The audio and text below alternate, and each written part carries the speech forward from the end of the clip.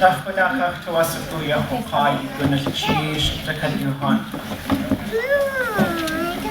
Hayuk yukatangidat. Ushkanak mutuda adi. Yakusakante. Kunakawe hata chantiyan. Yesuwe. Wishijigakane. Aka chikefi adyakati. Tikatayejine ihayakatangiten. Kunakayatane. Kunachishawudne. Kunachish. Yiguayakwan. Yiguayakwan.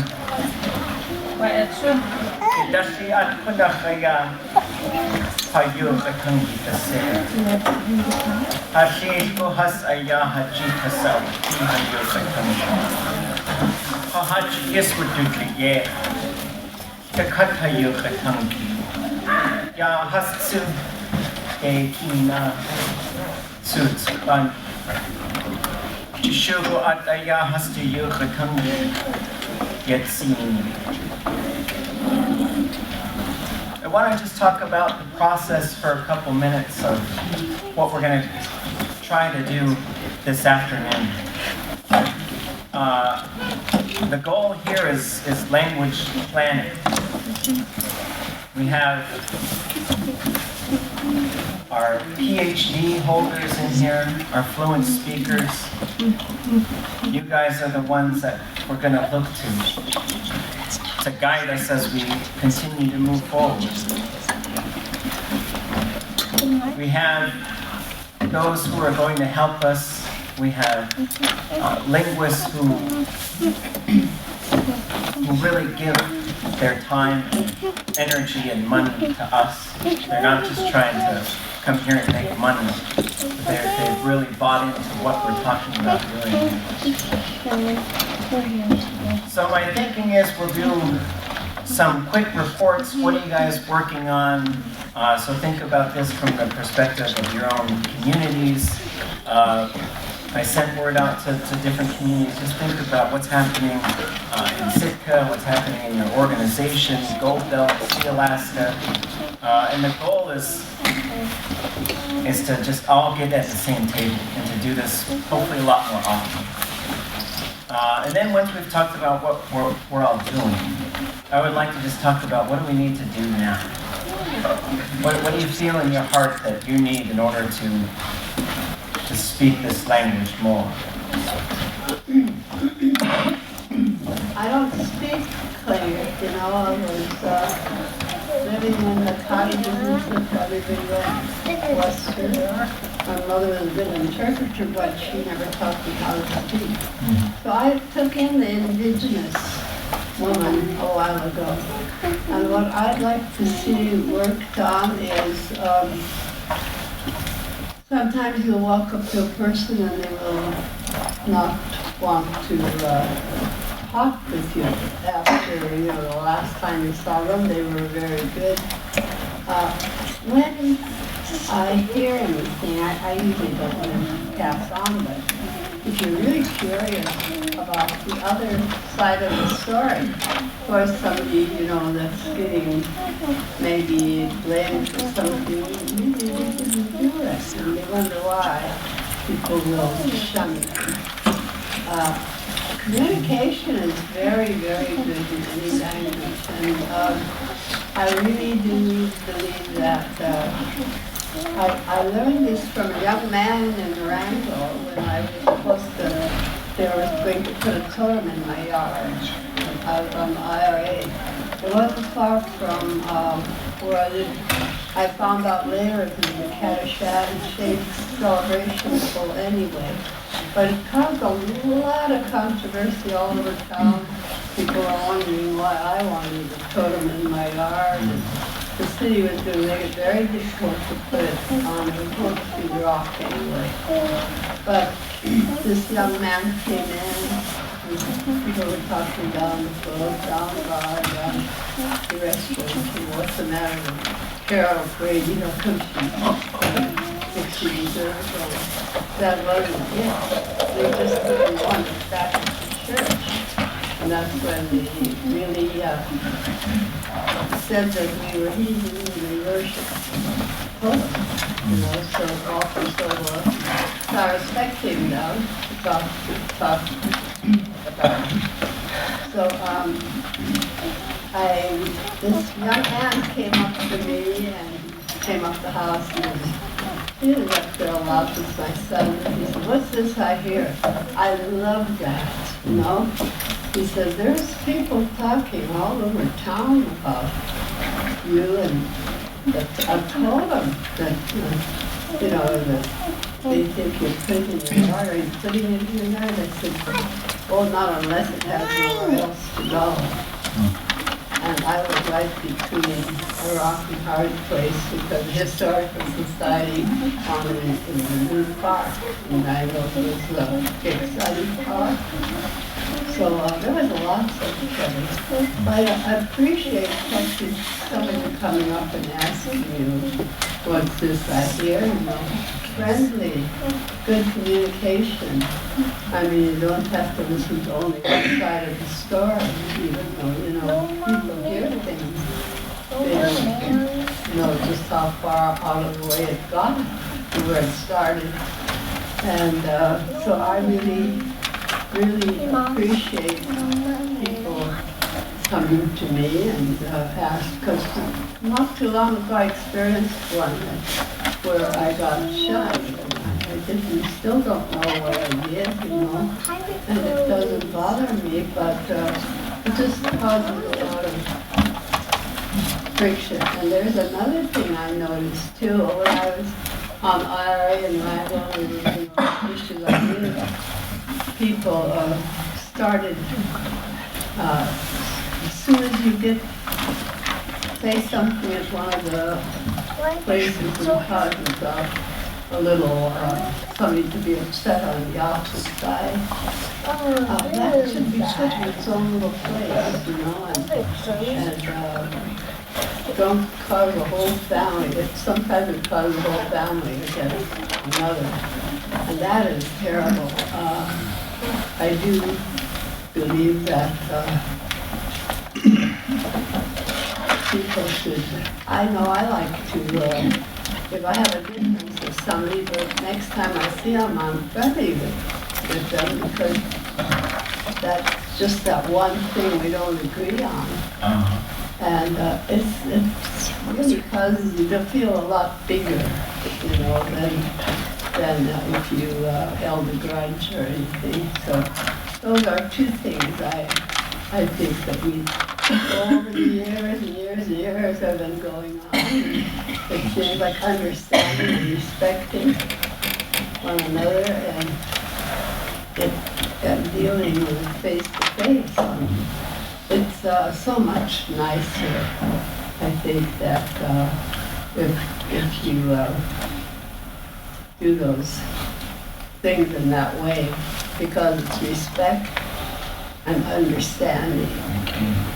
That I think that I was going to get up at the convention and talk about it, but I fell down, hurt myself, so I couldn't go.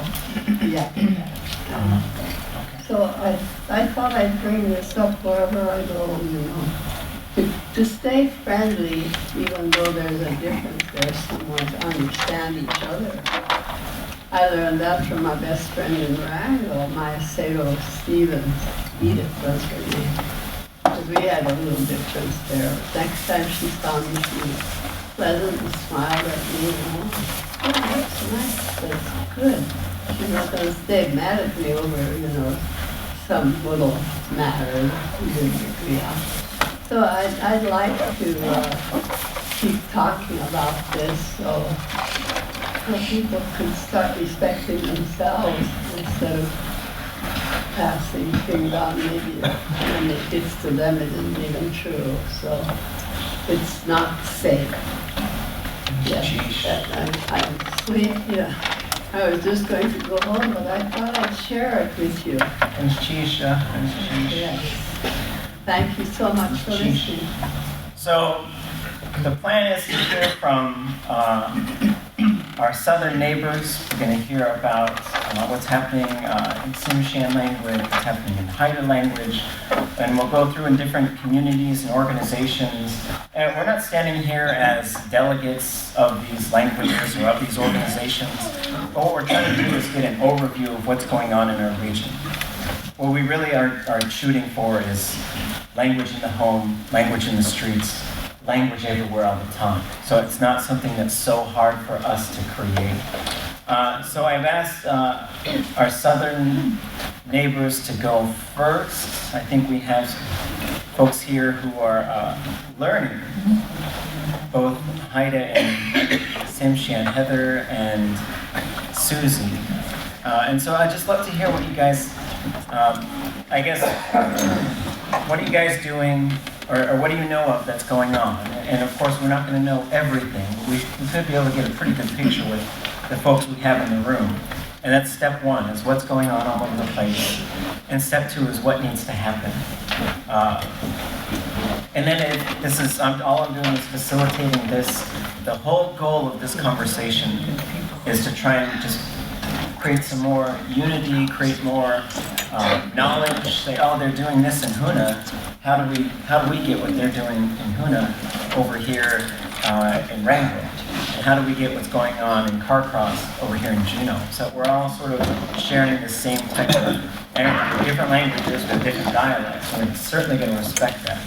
But the goal here is to sort of hear about what's going on. So Heather, do you want to go? Would you mind going first? It's not a formal presentation. I'm putting them on the spot. Right. Can you let those young people have those chairs? Oh yeah, there's lots of chairs up for you guys. There's no real structure or format to the room. Sit wherever you're comfortable. So in my presentation earlier, I mentioned Naomi Lees, who is the current director at the Duncan Museum in Metlakatla. And she's been doing a lot of harvesting classes, community classes that are open to everybody. And she's had some pretty great success with it. And she's using language in a more land food base than I know of. And then, as I mentioned before, Terry Burr in Ketchikan, and she was part of the language grant, I think, in the 90s. And so she did a lot of interviewing, and she's been recently uploading her interviews on YouTube, which has been really great. And for myself, I took a few classes with my mom when I was little, when I was probably Judah's age. So I don't know very much, and I'm just kind of on the beginning of my journey here, but it's been really great to listen to those videos. I mean, even though I don't understand very much of it, I just really enjoy listening to those. So I appreciate the internet and social media for sharing of the knowledge. And I was listening to the elders earlier talking about going into the immersion camps as a family and as being united. And I see a little bit of animosity in Tsimshian language with the different knowledgeable speakers, the people who should be teaching. And I'm not quite sure what the solution to that problem is, but I would really like to see them come together and work a little bit on better together, so that we can get that knowledge out, so that we can teach it, because there are so few speakers. How many? So I've heard like less than 30. Yeah, So, but it's you've got it depends on if you're talking about in Alaska or if you include the Tsimshian speakers in BC. So, and there is a pretty large Tsimshian base out of Seattle. And for me, I feel like there isn't a whole lot of connectedness I feel like they're kind of separated a little bit, and so I would just like to see more integration of all of our knowledgeable elders, and I ideally like to be able to take a Shemalian course through UAS. I think that would be the ideal goal that I would like to see. So. I think they're doing a language circle in Anchorage now and then, with the Tsimshian word of the week or something like that. Okay. Is that Theo and Marcella? Yeah. Okay. Thank you. Susan?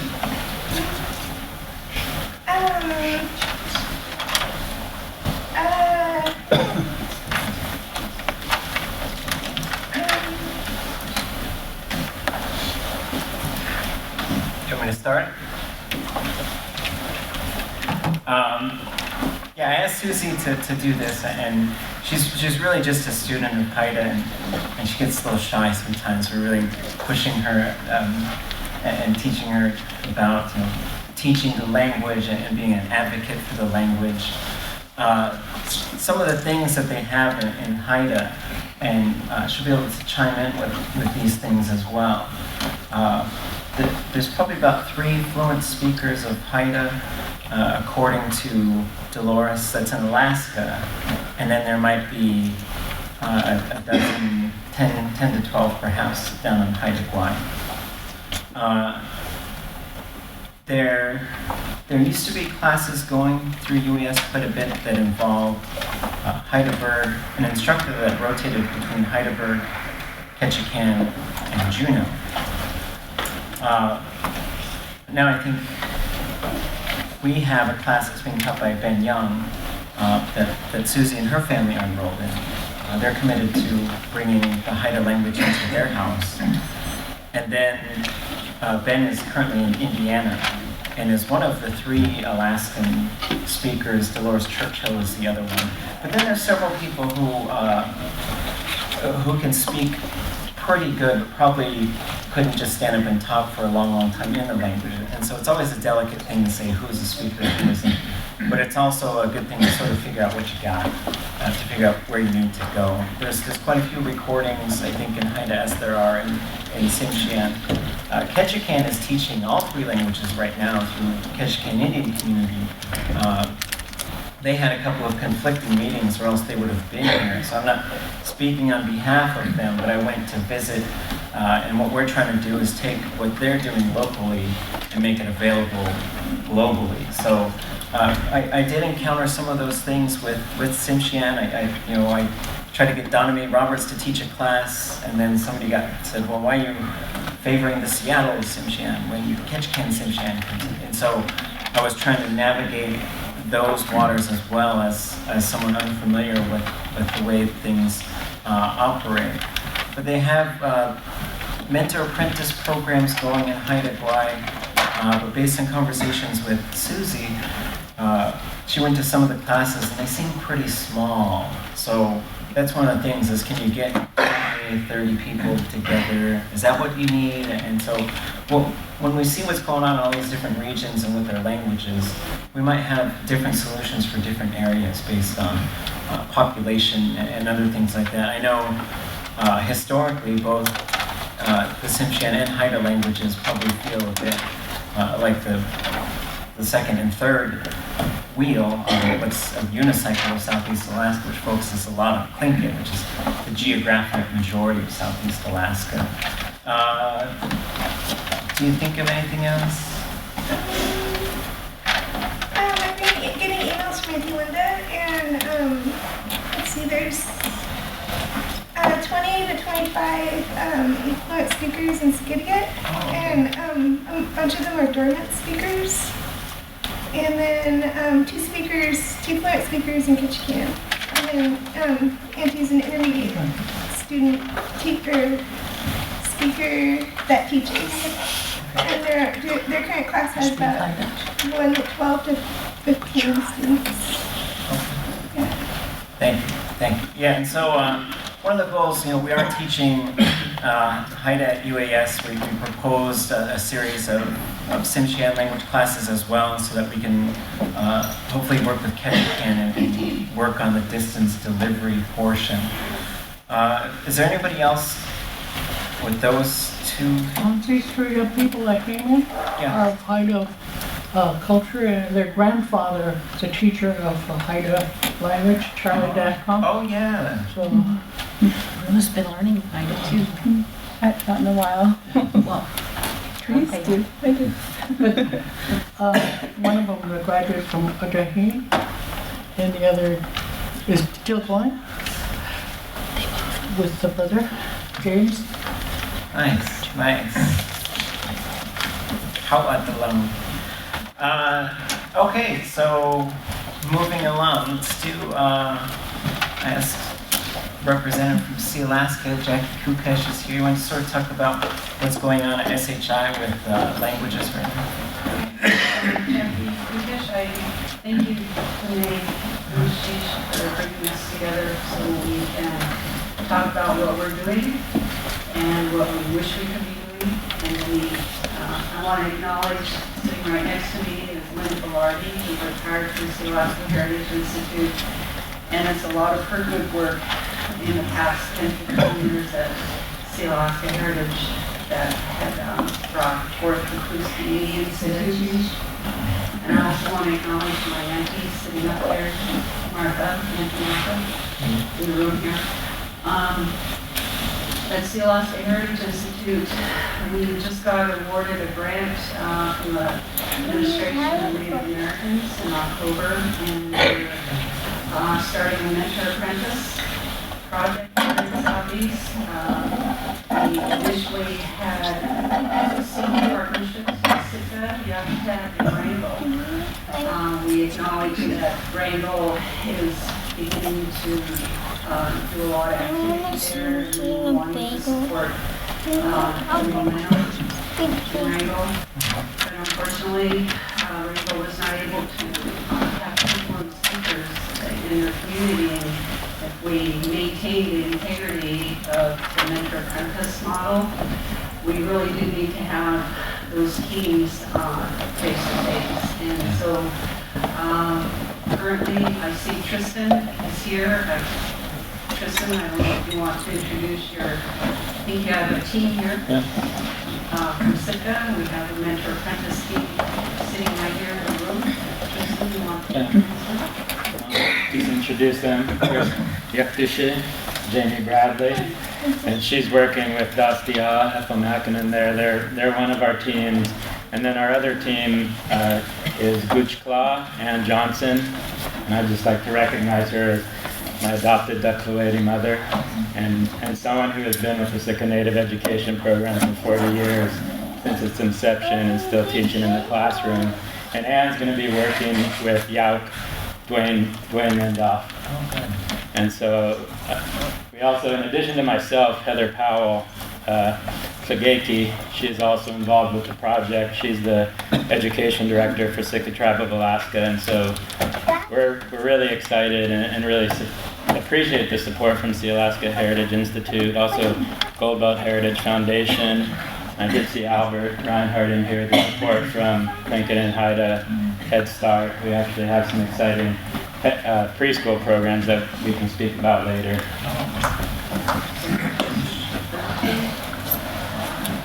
Yakutat has 2 teams selected, and since we had to move forward from Wrangell, we are recruiting currently 2 mentor apprentice teams here in Juneau.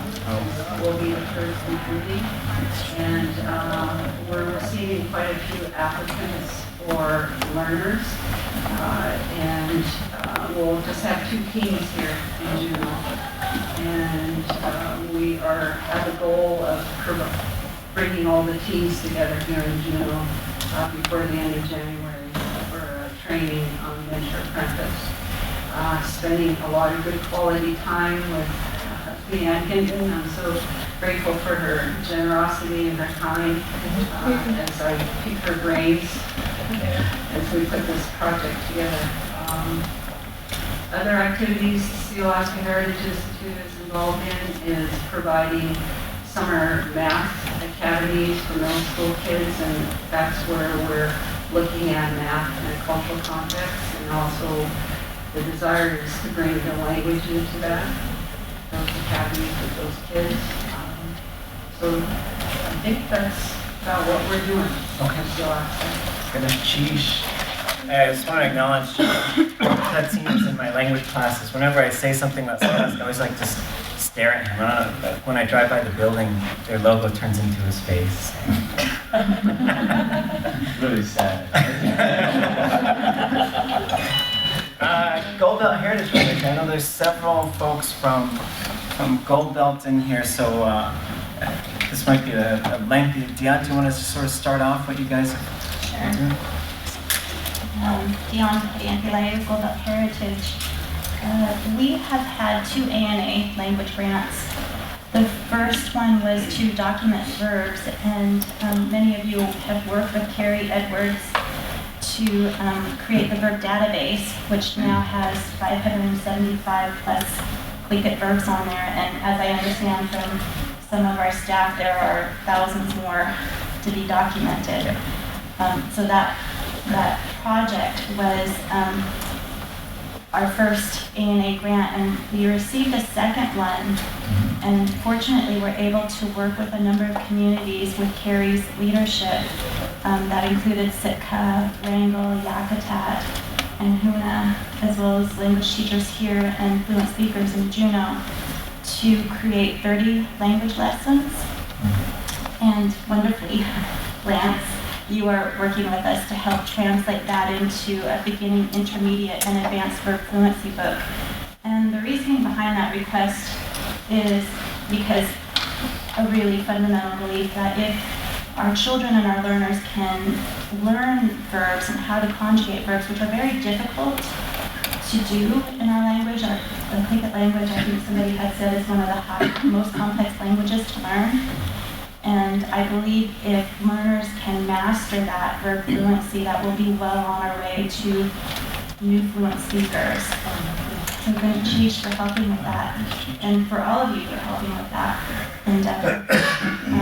As you know, it's really easy, much easier to teach nouns to our learners, and we know that from our experience in the classroom with students, that learning nouns is a lot easier.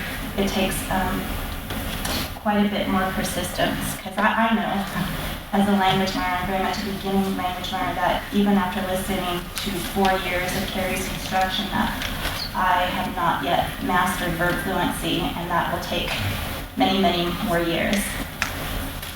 We also have a number of instructional grants that enable us to partner with Head Start to develop a preschool curriculum, and the Juneau School District to provide instruction within the schools. And with over 1,200 Alaska Native students in the district and a very small staff, that's a huge endeavor. And so we had met with Leanne Hinton this week to try and determine how do we work towards fluency within our communities and really accomplish that outside of the school structure for many people who are interested in. It's a very open-ended question that begs a lot of discussion, so thank you for holding this forum here. There, of course, isn't one easy answer. There are a lot of answers that all of us in this room hold. And one of the ideas that I had was that for the Esther Martinez grant, it requires 500 hours of commitment by a learner to instruction and by teachers to provide instruction to form a language nest. And perhaps we want to work towards that type of a pledge for people within the community, so that everyone commits to language learning upwards to 500 hours a year, maybe more. But I think that's really the only way to save our language. I know there are concerns that the language is changing, and when I spoke with Leanne, she said, that will happen. It will happen, and people will make mistakes, and we kind of need to get beyond worrying about the mistakes and just continue to work hard and be okay. But we're going to make errors, but will continue to try. And I know in discussions with Marcia Hotch that she has really wanted to see a language consortium here in Southeast West. And I think it's a good idea for many of the organizations and people at the forefront to work together. It's something they've done in California, and it's something maybe we want to look at here in Alaska. I had the wonderful opportunity in our staff to work with Leanne for a couple of days, and she showed us the California Languages Archive. And the archive is just this amazing resource that documents all of the field notes of their language learners and linguists within different communities. And maybe we ought to, as a part of this consortium, work towards such a resource so that language is at our fingertips all the time. So, I know Fred and Marcia may have words to add. They both wonderfully teach within the schools and teach our families. Sheesh. Good to sheesh. Yeah. My name's Fred White. I work with Marcia Hodge, part-time at DZ Middle School. There we go, DZ. I was supposed to call it DZ. The other one is Yakus, is that our other school? Yakus, oh yeah, we have another staff member that Lyle James works at Yakus Kedapihidi. He works there in the mornings. And I think, but anyway, Marcia and I work at Tsimshian, teaching sixth graders. We have every quarter it changes. And we're using this is our second quarter we started. We've had 4 classes, and the first class consisted of 22 students, 22 of them, and we started using the Great Morning Method, and we're using human beings. We start with a baby, all the way up to adults, and then we go into, when we get to the man and woman, then we change that to mother and father, ish. So, and then we have a total of, and with the Great Morning Method, after we teach them that, we build an environment for them of being in the school or moving around their homes or in the community. So if you're familiar with the Great Morning Method, it consists of pictures, and they're all posted on the wall. And the verbs are what moves the humans, the beings around the community and in the classroom or whatever setting we put them in. And we have a total of 63 that we've used so far in the first quarter. And I don't know how far we'll get this year. We're already into 4 weeks of school with the second quarter, and we only had 4 classes. And we usually teach them 3 days a week for an hour and a half, from 1:30 to 3. And these are 6th graders that are used to having recess for every hour and a half, all day long. So, and we at 1:30, trying to keep them still is a task in itself. So, teaching them verbs has been fun. And up to 63, I think the highest score. When we give them a post-exam and when they leave, I think the highest score was 35 out of 63 that they learned when they leave.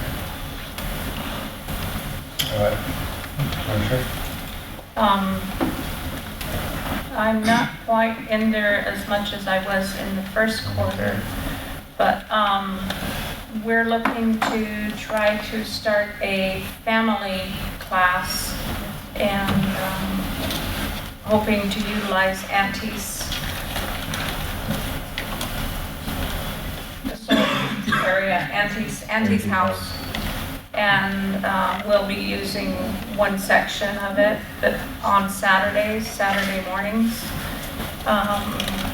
But it was really interesting because I've always taught in a small school, all grades, where the older students were the Okay, we had a buddy system, and then coming right smack into a larger school, I was kind of overwhelmed, but it was fun. And we worked in, the other instructor is Victoria. Victoria Johnson, and she's an apprentice. She apprenticed with Fred, and she's apprenticed also, just on the gray morning method, and so that's kind of what we've done, and we kind of wrote it out, did a draft, and so they're running it again. It's sort of like trying to do a... Okay.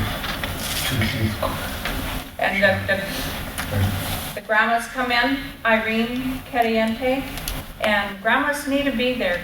Grandpas and grandmas, they need to come into the classroom because, when they have that community coming in, it really does something to the students. It's not just another classroom. There's something happening there. The community is coming in and sharing a part of themselves with them rather than the teacher talking at them. So the grandmas, David Katzig comes in, and Lillian Austin. And Regularly we have Irene Caliente and Lillian Austin that comes up. there's more elders I know that would love to come in. I know Marge would like to come in, and it's been a learning experience for me. And I really enjoyed it. I thank you guys, Goldbelt, for that opportunity. And we say it's for our children. And I guess the university will come. The title of the class of DZ is called Tlingit Language and Cultural Leadership. So that's when on a Thursday, we have 3 days a week, and sometimes it's I don't know how they do in the school system, but sometimes we miss a Friday. So, but when we have it 3 days a week, we do bring an elder in from the community to talk about cultural leadership. And when we start the class, we begin with the cultural values, and we go through them one at a time. And also, we're doing a 7th and 8th grade traditional art class, and for 2 semesters. And believe it or not, the traditional art class also involves quite a bit of Tlingit. We're teaching them the tools that they use. As traditional art began with using the form line. They made drums. I mean, we jumped right into this from the beginning, from summer, 4 camps this summer, and into the school system. And somehow it's been moving along rather fun. And what we're doing with the school is at Zesty Kahini, we have a young artist that's working with us. He's in a wheelchair, and he has a disability. He's got rheumatoid arthritis, and to stay away, he taught himself the Northwest Coast design artwork. And so I asked his grandmother, who did the artwork on your regalia? And she said, my grandson over there in a wheelchair. So I met him, and I asked him, I have an idea. Would you like to work with us in our traditional art class? And so being 28 years old, this young man was pretty outgoing all through high school and basketball and football. And then he went to, seems like everybody's from Petersburg, or connected to Petersburg one way or the other in the commercial fishing industry. His hand started hurting him. I don't know let me speak about it, but I'm really proud of this young man and the message that he has for our students and us being able to teach them Tlingit with the artwork that he's doing. Has a message that, he seems to him, he told me privately, he says that it seems like it was just yesterday that he was out running around and playing basketball and getting ready to go to college. And now we're giving him the opportunity to use his artwork. and to teach the students. And he's also learning the Tlingit language and also about his own culture. And so we do the traditional values. The next project, the project we're working on right now is a raven's tail bag, and we'll be doing regalia. And this young man is making a screen for the school for Zati Kahini, and their mascot is a wolverine.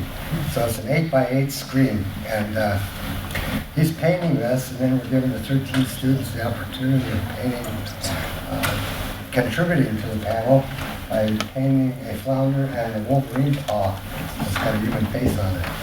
So there's 13 students. They start out at the bottom. There's a school book painted there, and on the top is a tana, a copper tana, that everyone strives for in life, which means wealth or college, whatever you have going for you, but after you get out of school. And this next semester is after the school holidays. So the next semester, they'll paint the other side, and in the spring, we'll have a great, wonderful colleague in the Juneau School District. So we're actually, what we're doing is history in Juneau. We're teaching Tlingit language in the Juneau School District for the whole school year. For 45 minutes, 2 times a week. That's history. I was really excited. I know it's happened before, but when we went in, we did solid Tlingit language with them. We overwhelmed them. But it's exciting because the sixth graders are excited because they've been in Gastineau School and in Harborview School. And the first 22 we had they were actually put in that class. They didn't choose to be in there. A couple of them dropped out, went to their regular class that they wanted to go to, like music. And so the second class, all of them wanted to be in this class. And so the next quarter will be more interesting as they learn.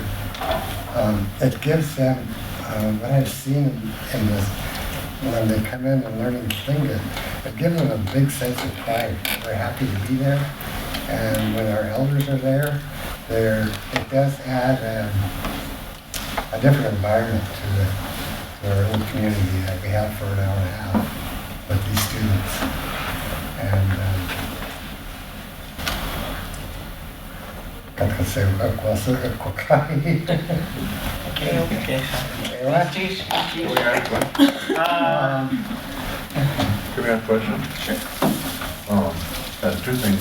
What time is their classes at Zati Kahini? The Tlingit language and culture is at 11 o'clock, 11:30 to 12:30. That's 11 to 12:30, oh, that's the art classes, right?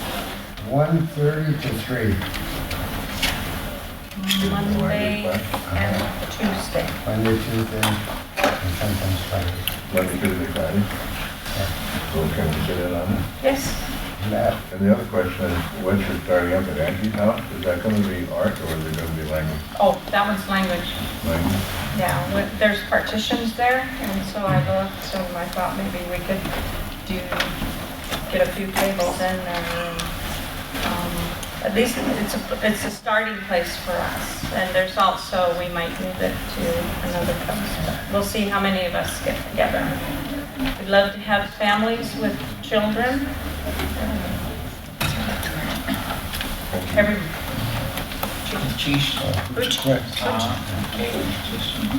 we want to hear from I probably forgot something to tell you. There's more to it, but I just want to tell you how wonderfully that the verbs in the gray morning method, I don't think so, have been ever taught completely with the gray morning method since they started it, or since everyone has gone to Mr. Gray Morning's workshop, what, 20 years ago?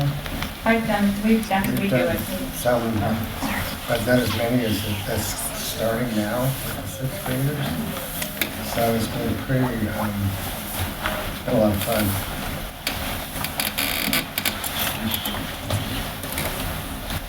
As you said, we have Lyle also here from Goldwell Heritage Foundation. And he works at Yaku's Kedakahidi, and Paul Marks, the cultural, language and cultural specialist with We gotta get to our communities too. So you do have. Yeah, and so we can keep going if you guys think of other things. So I want to be able to move through so we can get to the what we're doing portion. But the project I'm doing with Gold Belt is really just building upon the work that Carrie Eggleston has done and Jeff Lear has done and James Kirkman is doing, and trying to take some of these verb paradigms and other things and just make them easier to understand. So that the Tlingit verb it's a big beastly fun thing. So like the giant octopus stories when they went to fight the giant octopus. It's like conjugating of verbs. But we beat the octopus before. So, yeah. And so I'm really happy to do work. I get to go and chase elders around and sit down with them and ask them a whole bunch of questions. So it's really fun.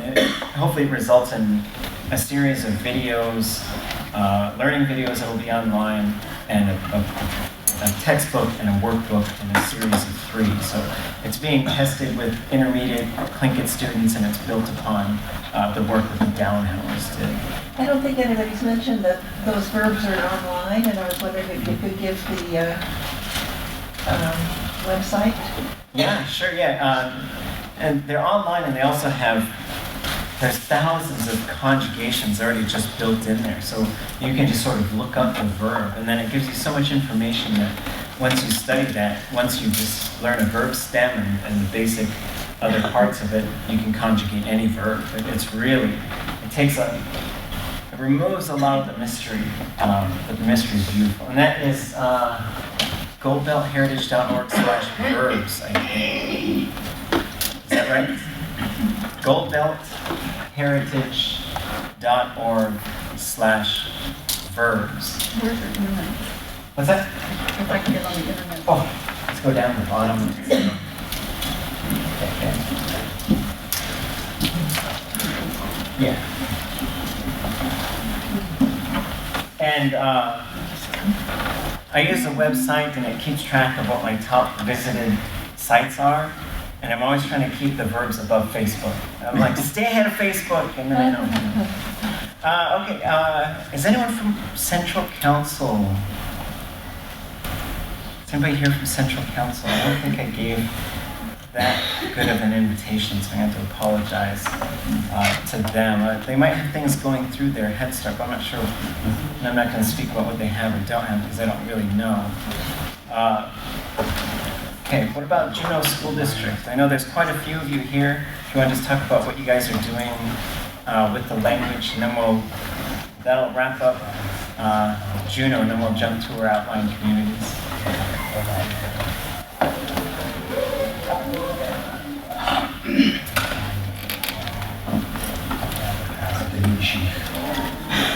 Oh, come up here.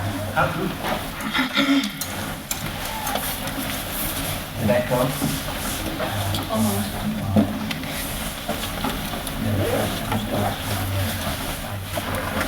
I work with Juneau Douglas High School. I was hired by the school district to teach. Can you hear? No. I was hired by the school district to teach Tlingit at the high school level. I teach it at JD High, and I also teach it out at Denver Mountain. It's just tremendous position for me to see how many children want to learn how to speak Tlingit. How many children want to learn about their culture. And I usually start off with my introduction when I greet them the very first day. And the second day I'm always amazed that I only lost maybe 2 people. And the rest of them come back. And they stay with me the rest of the year. Right now at JD High, I have 15 children that I'm teaching. And all of them are learning how to introduce themselves. All of them are learning how to sing Silent Night. And right now we're working on all the artwork that my brother Jimmy Marks and Greg Pick did for the first Indian studies that we had here in Juneau, which was back in 1969, I believe, in early 70s. And what they learn about all those different, there are a few, because they represent our clans, what they learn about them is what their grandparents, what their adu is, the names of their grandparents and things like that. And all of them are really, during one of the talks we had here, some of the, we have children who are lost. No, they're lost in the system. They don't know which way to go. Being Tlingit and being Tlingit. But once they find out who they are, you can see the difference in them. Some of the children I have don't even talk or don't even really listen in the school. And the principal out at Thunder Mountain always wants to know, what are you doing to them? You know, what are you doing to them? And I talk to them. I don't talk down to them. And that's a big difference, I think, is that we have to talk to our children. We don't yell at them, you know. I don't ever remember being yelled at when I was growing up. And I don't ever really remember being spanked as I grew up. I remember my ear being pulled.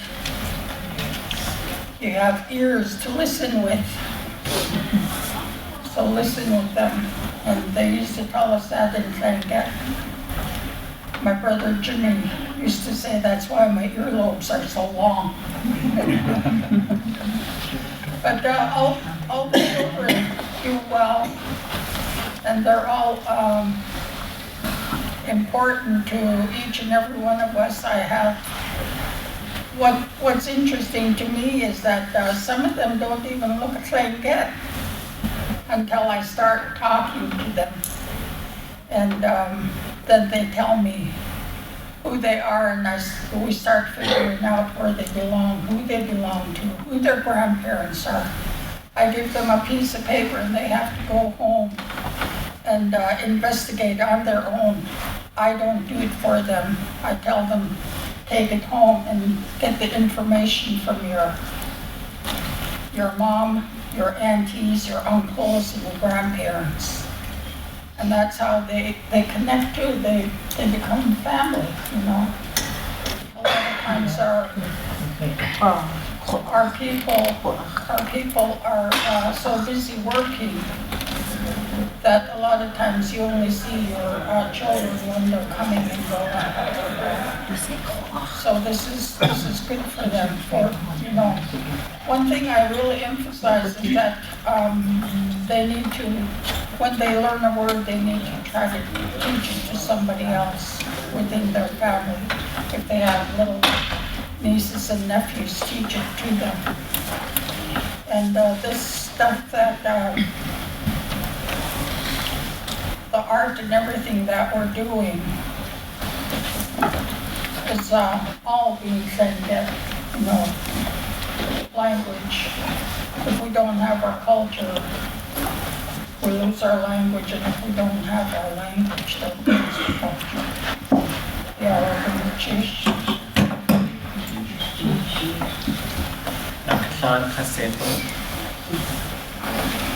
How's the, are we got enough tape on that?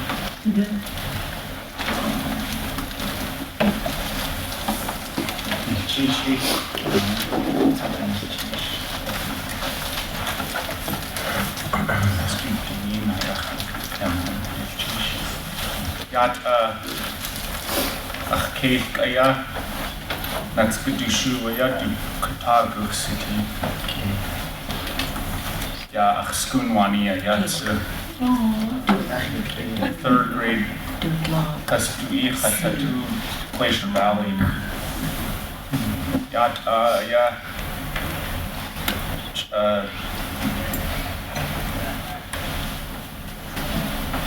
Ke awatuhu ya Waditunditani ha Ade autua Ade yu katuki atkia Dutuuke awatukni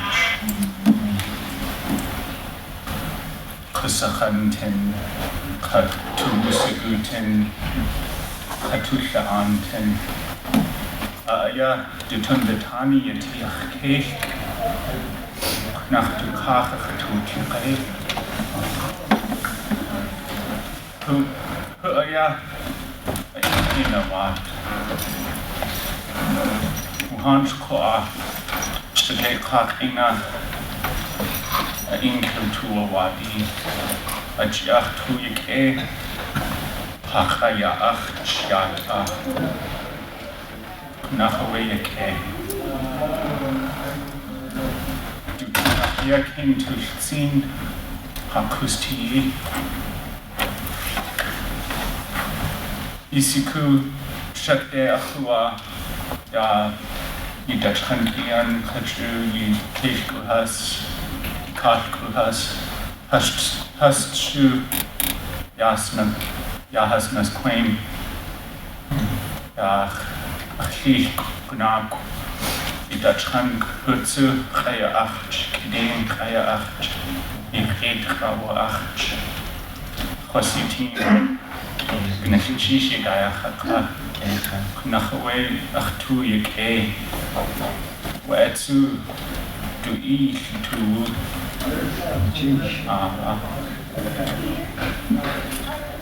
Shachet Yahaya Hayatki Nahawe Achia Yatan Nachke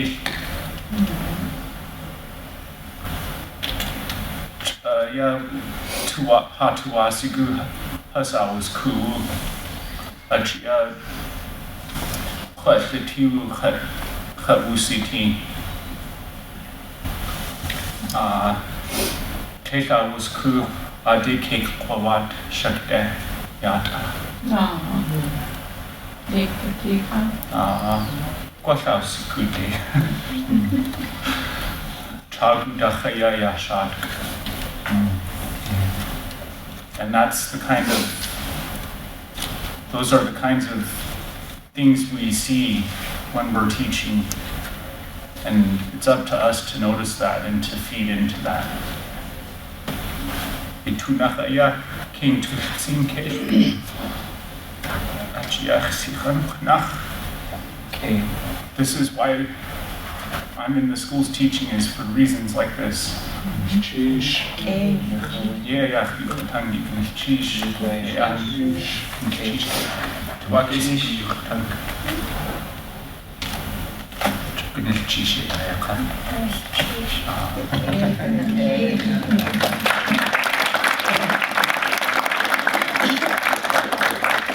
Anyone else from the Juneau School District second language?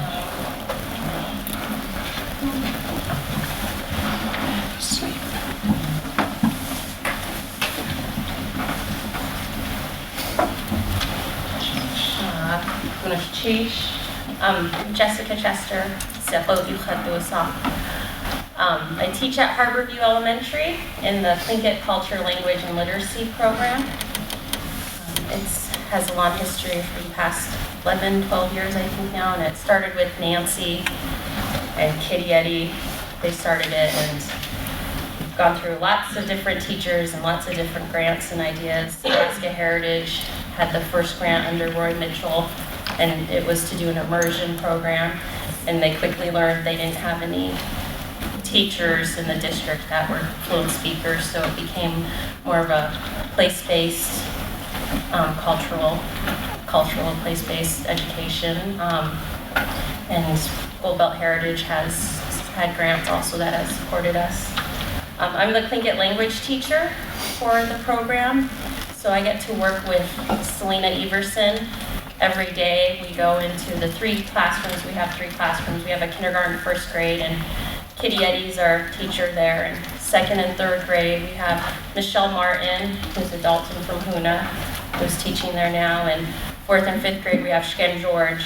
So we've got an amazing team this year of teachers. I get to teach language with Selena for 30 minutes every day, and so it's really fun. We do a lot of field trips. We like to take the kids out of the classroom and teach them phrases to use while we're picking tea. We wrote a song this year about picking tea and picking berries, and I don't know, it's a really great program in the district. It's an optional program, so anybody in the district, doesn't matter where you're living, you can choose to put your child in the program. So we have 60 kids, 59 of them are Tlingit. So we have one little Mexican guy, and he says he's Yunyadi because when he was in kindergarten, Miss Kitty said, "Oh, you're Yunyadi, you can be with me." So he's a cutie. But it's a great program. We also get Lillian, Austin, and Irene Cadiente to come in, and they come in on Mondays, and I feel really fortunate that Gold Belt Heritage does pay for our elders. And so on Monday mornings, I get to work with David Katzig comes in. We have Monday morning in the gym time where we practice singing and dancing. And I think a lot of times the community sees us as, we sing and we dance, and we can do that really well, but we're really working on being noticed for our academics. And right now, Shken's teaching weaving to her students, but teaching it from a holistic approach. They're learning math from it, and they're learning about social studies, and they're learning about respect from just weaving a basket, and about all the other cultures and what else they're weaving. What cultures in Alaska use and all over the world, because we use spruce roots here and cedar here. What do they use up north? What do they use down south? It's just a great program. It's a wonderful opportunity, and I know Florence worked with us in the past in the program. We've had a lot of grandmas and grandpas, and it's true, you have to have the fluent speakers, because I don't know a lot of Tlingit. I don't know it all. I'm just an intermediate learner, and so working with those fluent speakers, it's amazing. And on Monday mornings now, we go into the gym, and after the gym time, we have an hour of time where I get to just sit with the elders that come in, and I show them what I'm going to learn. But usually we just it's supposed to be time where I get to show them what I'm going to teach, and then they can help me with my pronunciation. But it's become a time to just listen to them talk and Tlingit, and to their views of what should be going on. And it's a really amazing time. And I don't know if you guys know about professional learning communities. The district, Juneau School District's really big on those PLCs right now. And so I find that's my little Tlingit professional learning community. So I'm really fortunate to have that. So, and I think that's it.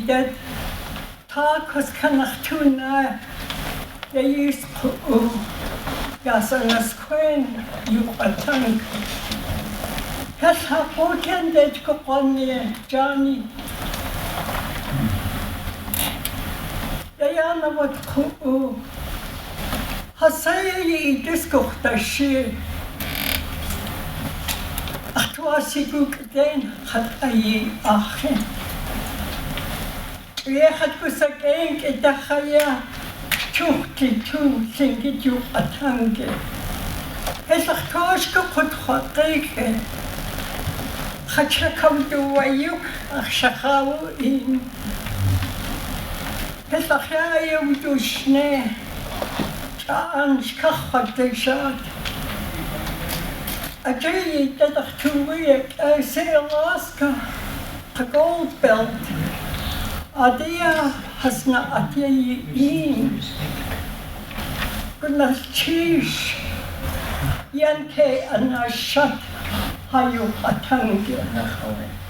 Ye Ayach Tuwiatir. Now, I would like to say, I only have one student. I can't tell you I have a lot, but he's learning. Every morning he reads to me. One morning he said, Wasakuwati. I told him, Sivdakusikan. No, that's not the way it's written. So, why I'm up here, young people, is I'm saying, go, go, go. Kuktashi. Go ahead with it. Even if you don't say it right the first time, you won't be able to speak like me. I remind myself my mother when I was teaching her how to speak English. She understood it, but she had a hard time speaking it. So I would tell Mom, that's okay, Mom. You'll learn it. It won't be that bad. She said, but I want to talk like you, baby. I'd say, it took a lifetime, Mother. It wasn't easy. And now I'm just so grateful that it seems like we've been in rough waters, going along. We had a hard time. Many of us elders had a very hard time.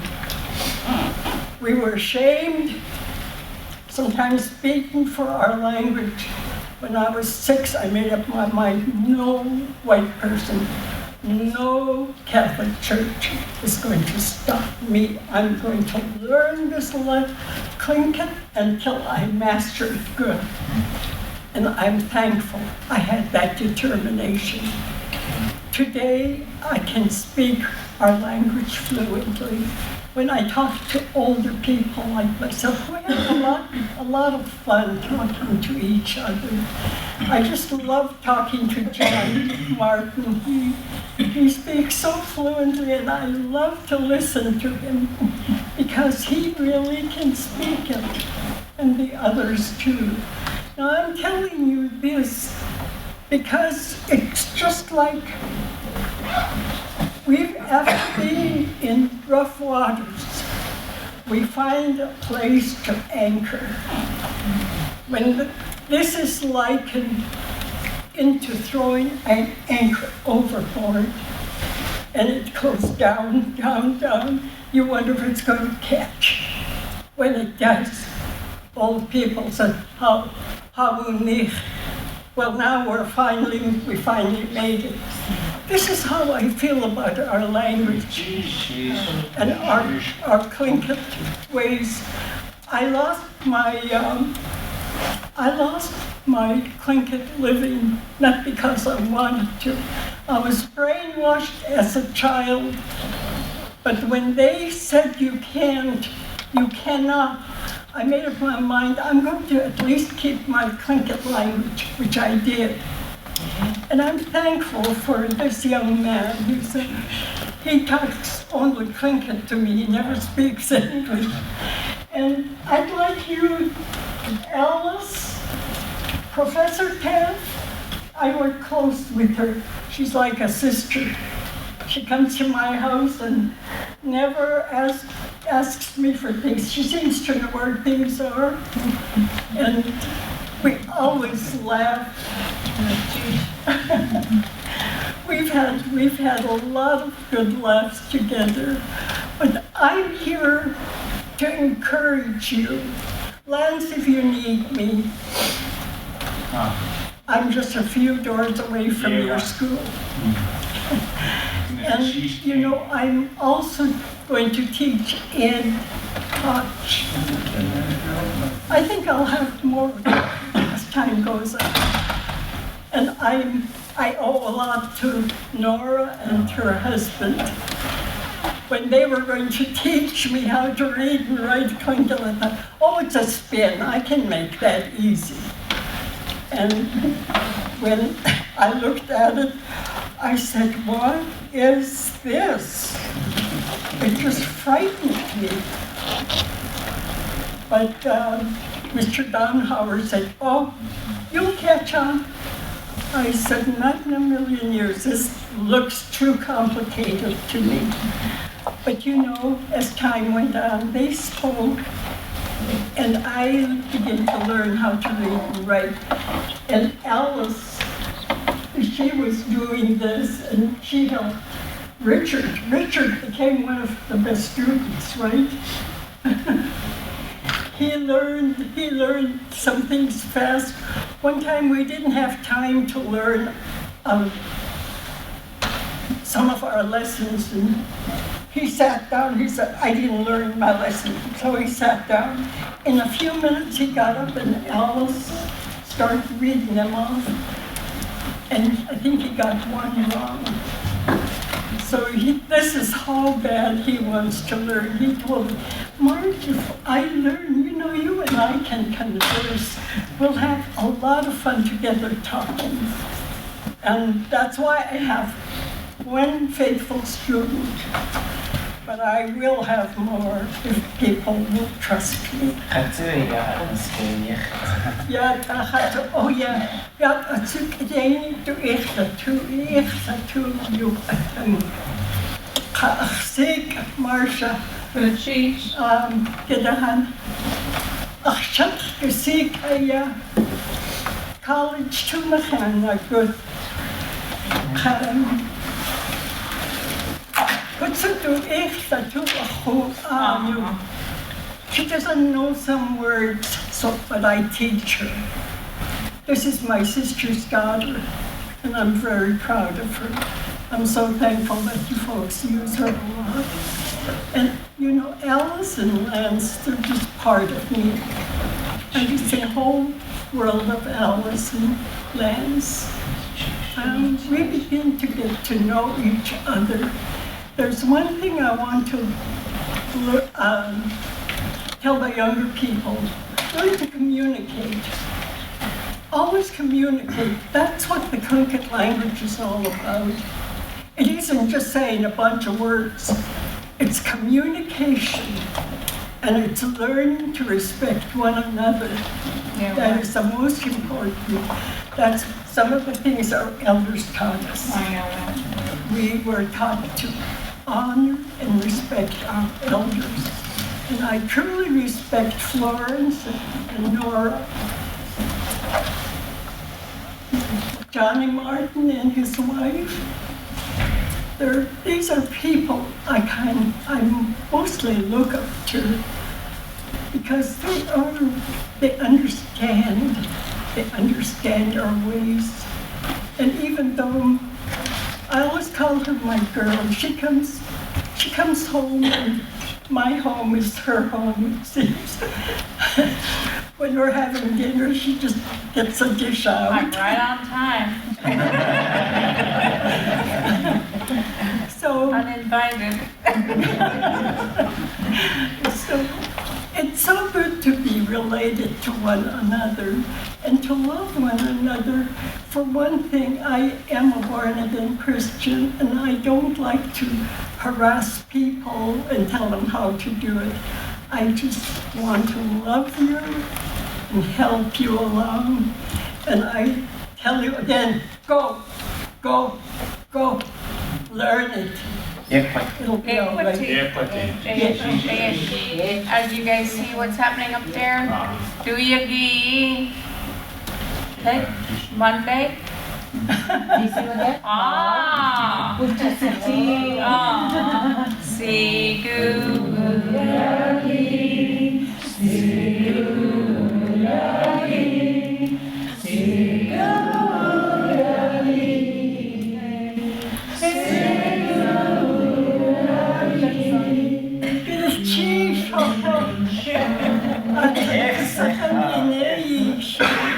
Goodness, cheese. I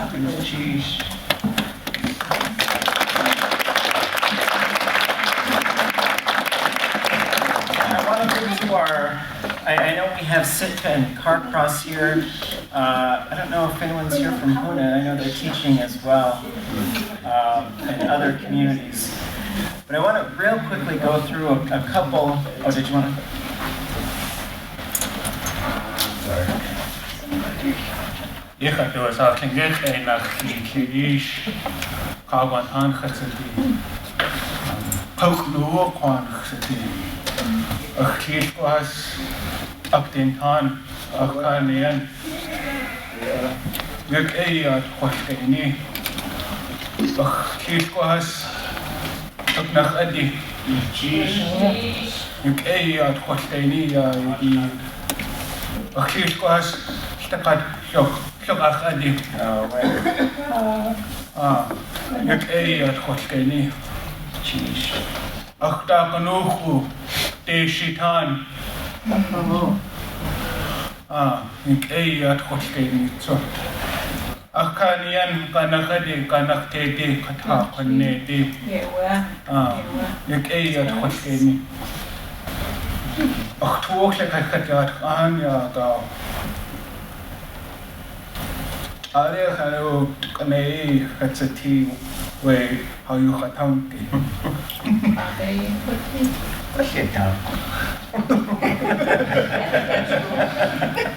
I just say I'm a baby in the language, and hopefully the more I practice, the more I put myself out there, I'll be able to say it a lot better and make fewer mistakes. But until then, I'll continue to stand up and say, use my grandparents' language. Kanian takate kina Haida. At anas is at kinanalagan.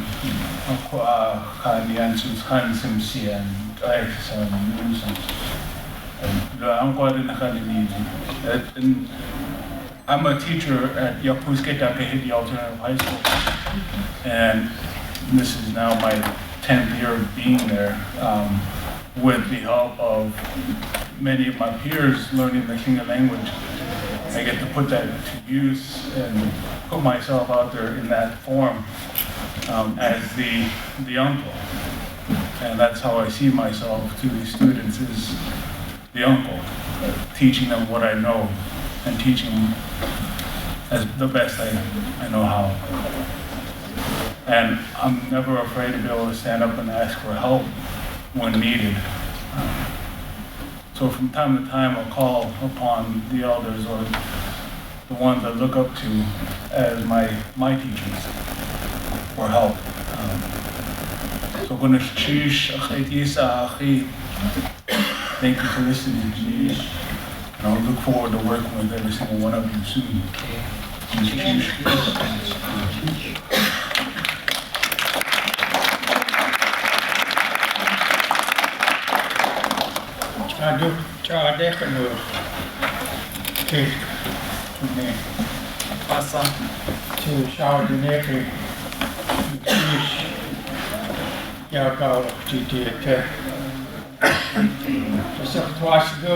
Yeshikucho,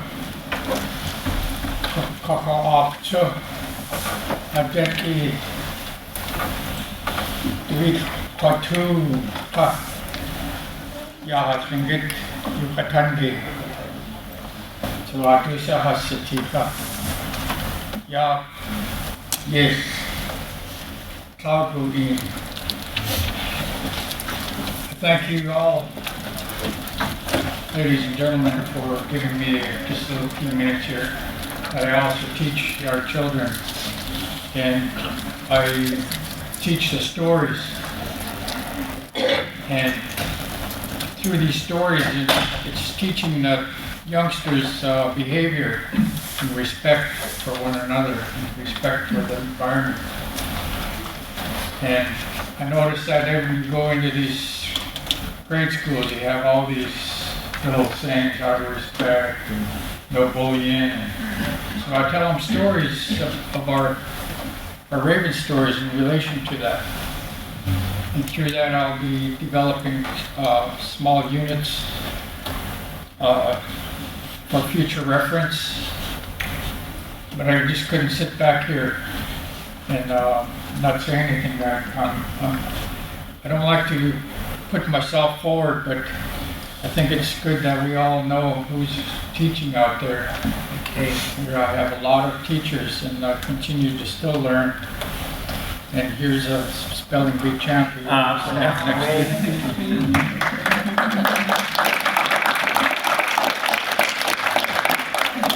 Even through Lance's presentations, you know, I don't per se know the scholarly way to put things forward, but I do know how to put it across with the Tlingit, Tlingitani, and Wasaha, Saki, how our culture and how our way of life is brought forward and expounded on.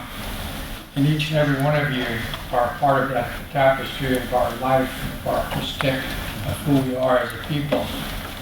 And I can't remember this young lady over here from Carcross. I gave her a ride to see where she's talking to me in Tlingit, you know. And I said, okay. It was so wonderful to hear her speak in Tlingit. And she felt somewhat shy, but I said, man, you really speak in Tlingit clearly. You know, so don't be, you know, feel intimidated, you know. I know years ago in 1981 when we began the celebrations, I would speak to the elders in Tlingit at that time, and I felt somewhat hesitant to do so, but I forced myself to express myself to them in our language, and they were always very accommodating. They were also very loving and caring, and they understood what I was asking them in Tlingit. And I learned from that a lot of respect from our elders. I never tried to put myself in front of an elder. I never tried to act like I knew a lot of stuff, even though I knew things, because I knew that there's a way our people done things, and it's always in respect. And there's things that we cannot do because it brings bad luck. So that, you know, what I'm saying here is that if I seem somewhat timid or feel like I'm behind the scenes or whatever, it's because of that teaching and upbringing. Is that I respect what I was taught and I try to live by it. And it's very serious. What we say, how we act, gestures we give, facial expressions we give each other. Serious. Because we're doing that to our ancestors when we do that. And it's just, I used to hear the elders say, and I used to wonder why they would say that. They were saying that Tlingit life is really hard because of the respect they had to give one another. Not that they had to, but they did it in respecting one another and caring for one another and uplifting one another. You know, and through all of this, I think one thing we need to always keep in mind, and that you mentioned this, is our grandchildren. We need to help them identify their clans. Then we need to bring it, if my niece could stand, and just she gave a very fine presentation this morning. And she gave a charge to us. Find out who our children or grandchildren are. Let's give them names. Let's find them homes. This is not just happening to the families that these families come from, but it's happening to all of us. This has been happening from the very beginning. Time that we've been in contact with non-natives, we've been losing our lives, we've been losing our children, we've been losing our language, we've been losing our art, we've been losing our land. Not in the sense that we're losing it, but they're not allowing us to do these things anymore. And we need to reclaim a lot of stuff. We need to, because there's a time coming, we're going to need it. Sounds like Ross was saying sometimes. It's going to come a time you're going to need it. That's why you listen. That's why you learn. Because there will be a time that people will look to us. How do you do this? How do you get this food? Where can we go? Are we learning it? We should be doing it. I'm looking at Lyle because I heard he's a good hunter. Son, I heard earlier of a child, one of the children, I think it was this morning, the presentation. I think it was her son, that she's teaching him, trying to make sure he goes to college or gets educated. Or, I don't like saying that, I don't want to say that. Because our people have always been educated.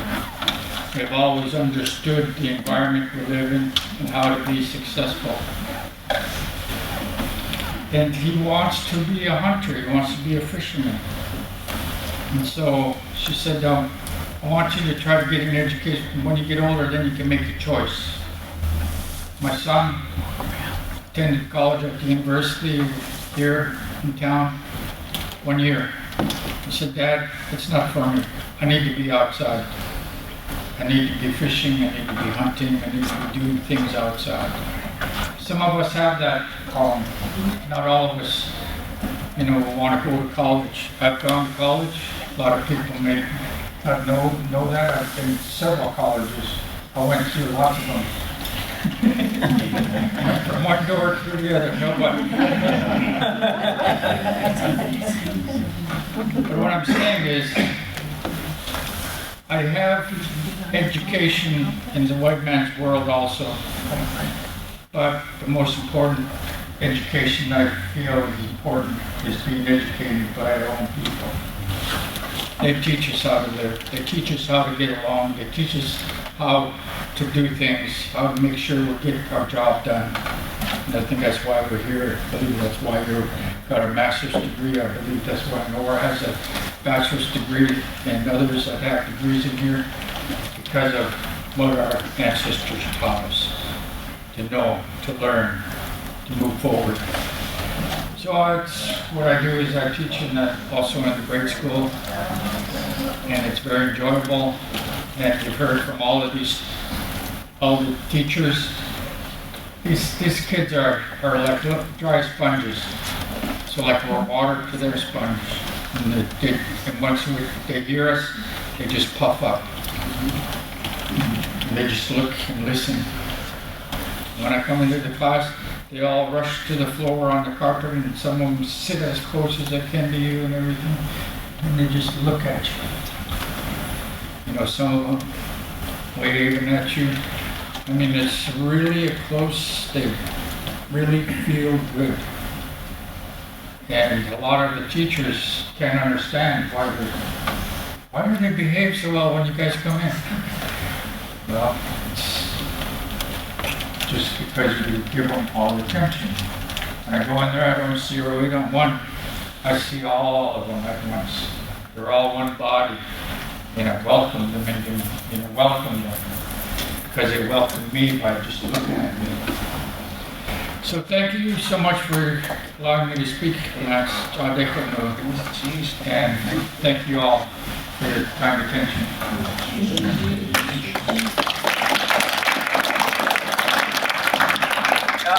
I feel like we want to get off the boat and relax on the fine sand and get to know each other. And I keep pulling the boat in the water.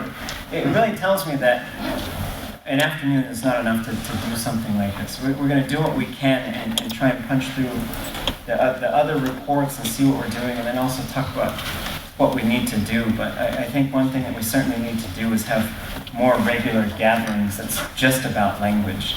I feel like it's really just sort of this pocket thing, and it really needs to just be the thing. I'll give a quick, just a couple of highlights of what's going on at the university. We're trying to pull in more elders into our classrooms. We're trying to make language classes free. It's a real challenge to do that. But if somebody signs on online, I like to tell, I said, bring everybody. If they want to come, bring them. And just see it as a portal. It's a lot of money. Representative Christ Tompkins is here, and he's working with us to try and figure out some solutions to that problem. We shouldn't have to pay for our language, and so some of our classes are being broadcast through Google Groups, and they get archived onto YouTube, and they stream onto YouTube. So if you go to YouTube and just enter my name, you can watch any of our intermediate Tlingit classes. If you go to our website, tlingit.info, you can get all of the handouts for our Tlingit classes. So it doesn't cost you anything. If you find me on Google, we can become friends, and I'll invite you to the class. So you sit in on the class. It doesn't matter to me. I mean,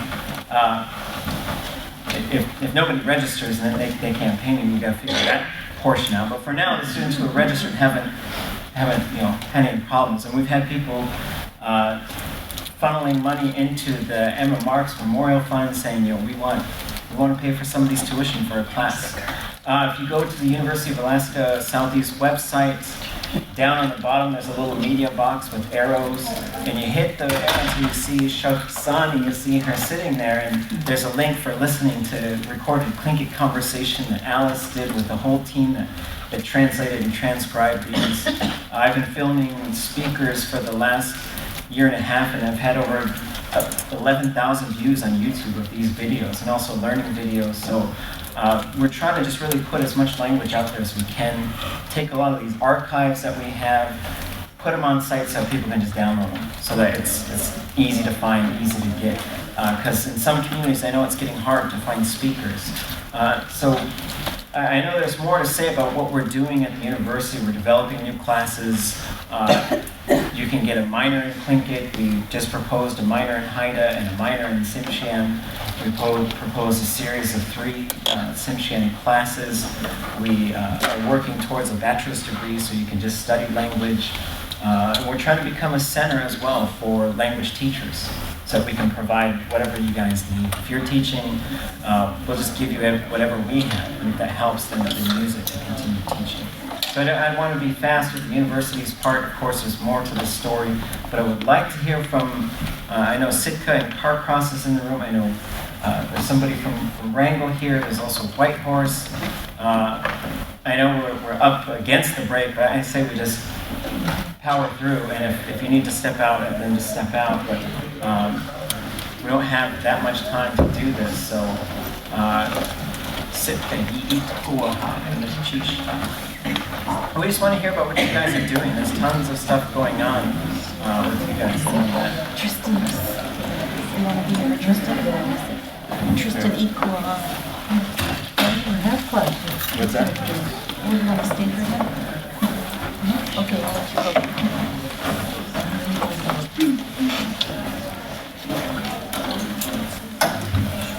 go. All right. It's informal. Yeah. So my name's Tristan Gavon, and I'm currently tribal planner for Sitka Tribe of Alaska. And over the last 5 years or so, I've worn quite a few hats, but by far and away, my favorite one was the first one I wore, and that was as our community's project manager for our community's Tlingit language revitalization project. And that's really where my heart is, I think where all of our hearts are. And I think of something that Dastia said to me a while back. She said, all things living, all things around us have the Tlingit language in it. That is the Tlingit way of life. And I think that sums it up. It's, even when I'm looking at a budget spreadsheet, that's in the back of my mind. Keep Tlingit in the front, keep the language in the front. And that's just something I think is universal. On a personal note, I love language and languages.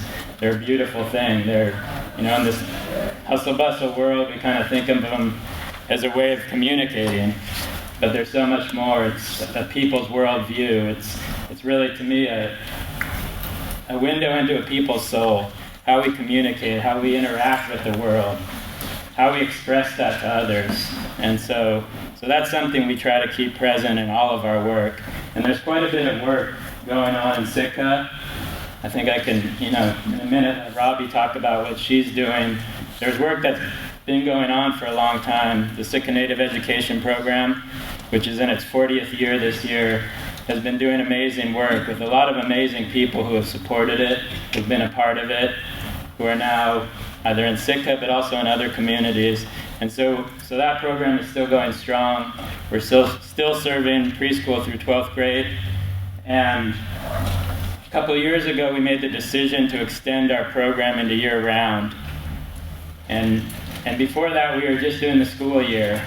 And when Nancy Douglas came back home to Sitka from Juneau, from here in Juneau, she really emphasized we need to be out there in the summer. We need to be harvesting. We need to get these kids doing hands-on things. She talked about her experience growing up in the Sitka Native Education Program, studying under Dastia's father, Charlie Joseph, and just the amazing experiences that they had out harvesting, and sharing that knowledge. And so that's where we're moving to. And we've had bumps along the way, we've had challenges, but again, it's that moving forward. So there's that, and again, there's the classes that Robbie does at the middle school and the university. I'll give her an opportunity to speak more about that, but there's some really amazing things happening there with the classes she does, the students just really getting excited and having that opportunity to learn within the school district. And we have quite a bit of support now from the school district. Of course, I have to acknowledge Nancy and the work she's done. She also wears a couple hats. She's both Director of Cultural Programming for the school district and the Director of the Sitka Native Education Program. And so we've really embraced that spirit of Wuching, of working together, and we've had support from the school district now.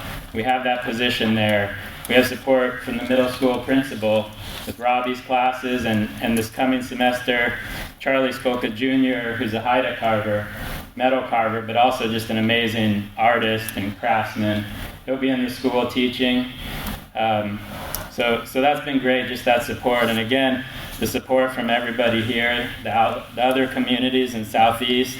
I think about Hans and Jessica and Grandma Selena coming over this summer back, and just the support that they've given to our staff, to Jamie, to Dwayne, to all of us, Lucretia, to our students. And so that's really exciting. But we also have some really exciting new projects happening. One of them, this past summer, we hosted a Basic Art Institute with support from the Alaska Art Education Consortium. We had 17 school district teachers sign up for that, Sitka school district teachers, and 23 teachers in total. And that was just really exciting. We had 11 teachers from our K through first grade school participate in that. All but 2 of them participated. And each of those teachers who participated in this 2-week training from 8 to 5 in the morning, real intensive training, culture and arts, all of them are now participating in a project called Weaving Culture into Curriculum, and have agreed to work with our staff, work with our elders to develop curriculum that will be taught within the schools. So we're really excited about that. That's moving forward with the New Visions project, which is aimed at developing arts, culture, and technology standards in the school district. I'd like to think we'll emphasize the arts and culture. So that's really exciting. Again, a lot of support from the district administration there. There's also a lot of kind of exciting community-based stuff happening around that. Angela Kita, a weaver from Sitka. There's a group of women who have been meeting in the mornings on Saturdays to weave together. And that's been really exciting to see that grow and continue to move forward. Partnerships with the National Park Service and the Southeast Alaska Indian Cultural Center to really emphasize more of the traditional arts. And again, just having the language in there. And I think the project, though, that I'm maybe most excited about is the collaboration that we have with Tlingit and Haida Central Council, their Head Start program. This year, we embarked on actually, I'll take it a step back. We started with this Administration for Native Americans Language Revitalization Grant, and we did a community assessment for a year, and then we did 2 years of planning.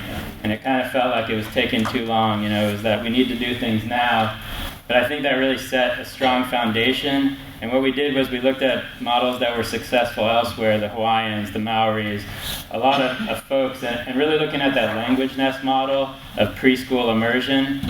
And so working with our partners, trying to increase our instructors' fluency, we're doing that. But we decided to move forward with this partnership with Head Start and also the Sitka School District, who's committed 6 staff members to that program.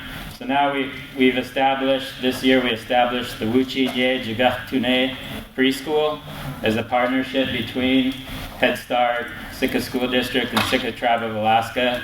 And so that, that's really exciting. And our vision for it, we're moving forward with a locally designed program model for Head Start, and that allows us to go outside of the regular Head Start framework or curriculum. And so it really allows us to meet our community's needs and really focus in on that place-based education and emphasizing the language. And so we're just really excited about that. I'm excited to speak more with Gold Belt and see how we can, work together. You guys will have a little pilot community out there in Sitka if you want. And so that's really exciting. Again, Jamie here, Yaktishi, has been instrumental in that. She works at our Head Start, our Wuchi-Nye preschool program, has a cultural circle up, but then also doing language throughout, does that in the afternoon as well.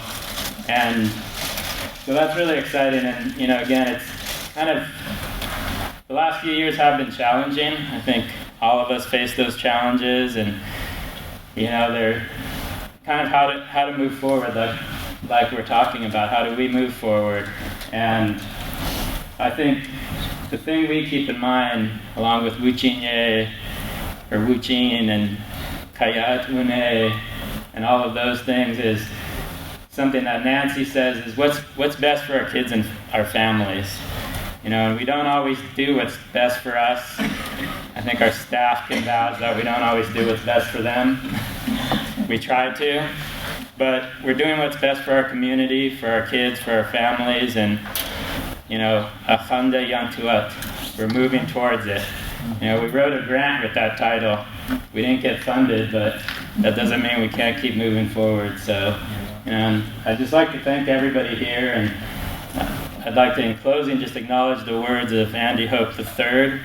I had this posted on my wall in my office, and I'm not sure if I'm going to get the exact wording right, but when he said, don't worry about who gets the credit, just worry about the work getting done. And I think that's what's so heartwarming about being around all of you, around this family, is that's what we're doing. We're working together. We're not worrying about who gets the credit. We're moving towards it, and we're going to get there. So, to all of you, thank you, and hand it over to Robbie so she can talk a little bit about what she's been doing, because it's really exciting work, and she's just been giving everything of herself for the last 20, 30 years, and and again, moving towards it. She's faced many obstacles, but continues to move towards it. So I want to both give her the floor and also recognize that hard work. Chief.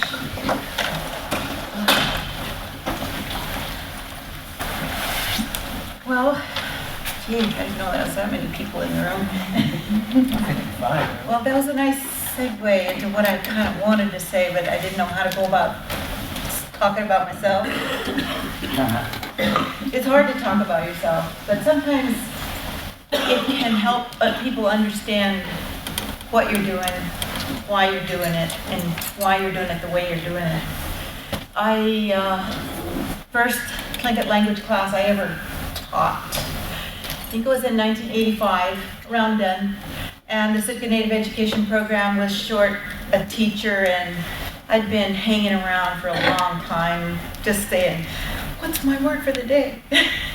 And so they gave me the beginners, and they gave me 5 or 6 little beginners that maybe just need a little bit more personal attention, and that was my first experience in teaching Tlingit to the next generation. It inspired me. I realized that as I was teaching, I was learning so much. I figured out what I didn't know. Well, they asked me, I don't know. And so then I could go back with that second point of view and say to my teacher, Dastia, what's the rest of the story? Because before they asked me, I didn't know what I didn't know. So I encourage everybody, you'll never stop learning. Don't ever think that you know everything, ever. Dastia's dad would say that. He would say, I learn something every day of my life, and he lived to be 94. Every day he learned something new, and he looked forward to it. So I found out that I enjoyed teaching, and I decided that as my children grew up, I wanted them to learn Tlingit. I wanted it to be part of their lives, but I was not a speaker. So they learned with me, a little bit behind me, but I was still learning in a very awkward, not effective way. My word of the day. What do you do with the 1,000 nouns? Not very much. But that's all I could do at that time in the 80s. There was no language programs. There was no way for me to go to school and say, hey, teach me in a fast and efficient way. Dick and Nora were working on that problem, and they came up with a great book called Beginning Tlingit. They're still working on it, and they have an intermediate Tlingit. And I think they still think about that, but they've left that job to the next generation, I think. As you guys have put together the curriculum now, and we're going to do some really cool stuff that only we can do, like the Raven anthologies. Are you going to finish that? Are you going to finish Ravens? Oh, the Raven stories. Complete Raven stories. What an incredible project that is. You've got to finish it. Drop everything else. That is so precious that only you can do. Kehune, just what? Sorry, I had to say that. You can't really say that to people in an encouraging way, but please take it as encouragement. The next class I taught was, I volunteered to teach at my son's high school. I realized that our youngest son was going to be the first kid in our family to go to college. Well, he was on a fast track. He just really wanted to learn academic stuff, but he was grounded in his traditional culture. Singer, drummer, language student, and I wanted him to have everything. And they didn't have anything in the school that would give him a language credit for all his years and years of being immersed or partially immersed or working on learning Tlingit. So I said, okay, Mr. Principal, Mr. Demmert, please give permission from the school board for me to volunteer. I'll teach a Tlingit class for a semester. So, hey, what do you know? He came through. And so I had the great honor of offering the first Tlingit language class at Sitka High School that was given for credit that was going to go on to those students' transcripts. So when they go to college, they don't have to say, oh, okay, I'll go back and take Spanish. I'll go back and take French. I already have my second language, sir. It's right here and it's documented on my high school transcripts. Will you allow me to go to Stanford now? Can I go to Harvard now? Because those big schools, they won't accept you unless you have a second language accreditation from high school. And I wanted him to have that without having to change gears and go learn Spanish or something. So they agreed. I taught a whole semester of, actually they let me teach a whole year. His freshman year. A whole year of Tlingit language. And I barely knew the language myself. I cannot even hardly imagine how terrible a language teacher I was, but my heart was there. And I had someone who has supported me then, who supports me now, who teaches me and tells me, oh no, that's not right, you gotta do it this way. And she has supported me from the very beginning, and I have to take a minute and say,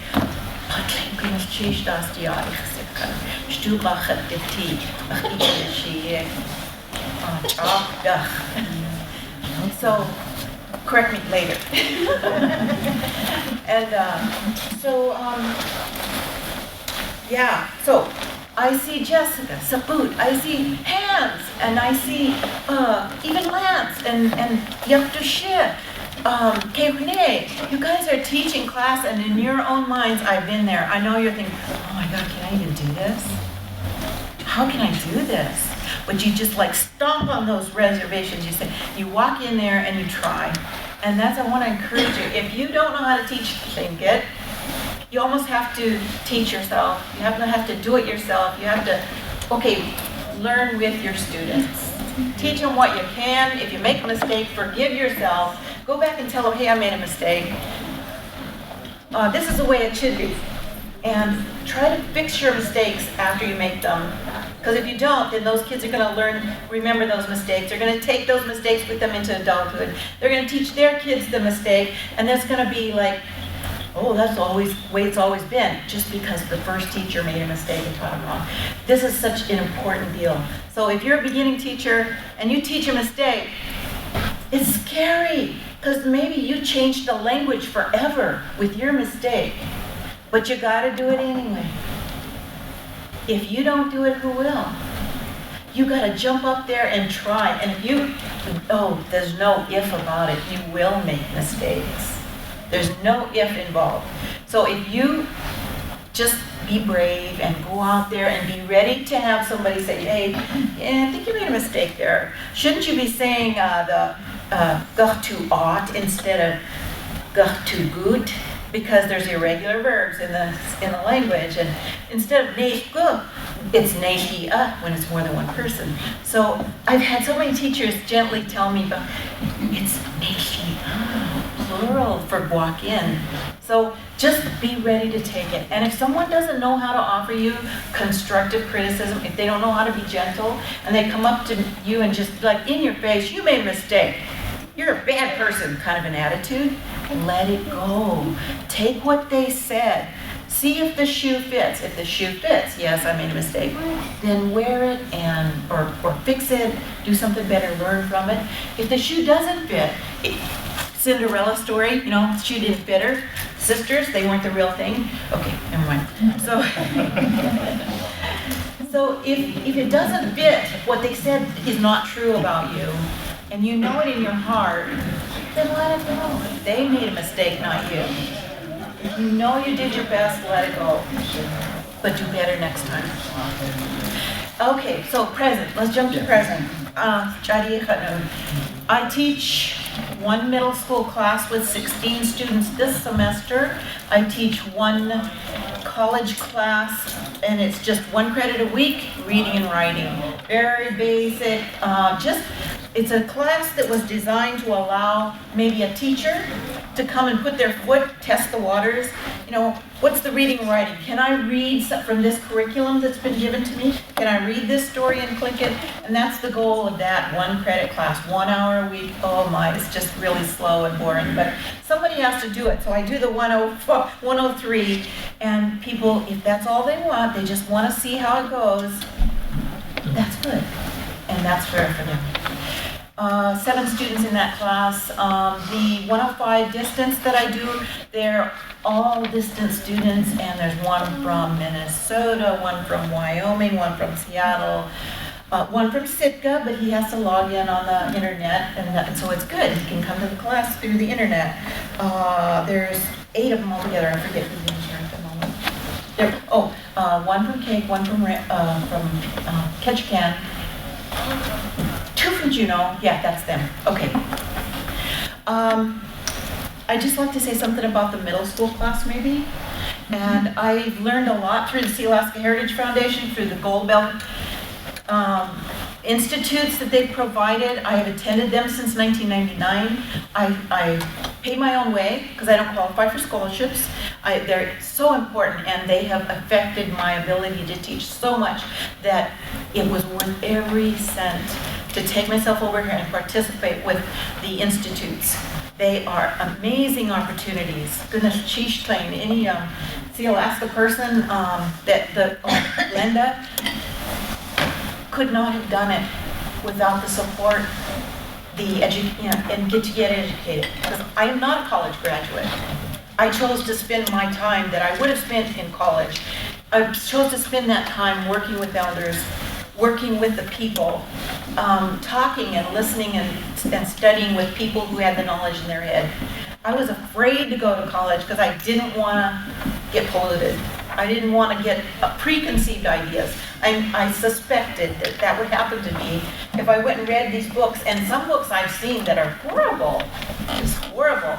And I read a chapter and say, I'm not gonna read this. It's going the wrong way. They don't know what they're talking about. I'm not even gonna listen to that. So I try to be careful with my education and take complete control over it. I wanted to learn from the right people. And so the college didn't have it when I was trying to get college degree. So I gave up on that. I don't need it. I'm doing everything right now that I want to do without having a college degree. And that's not a brag. That's a statement of fact that I'm happy and I didn't need a college degree to do where I wanted to go.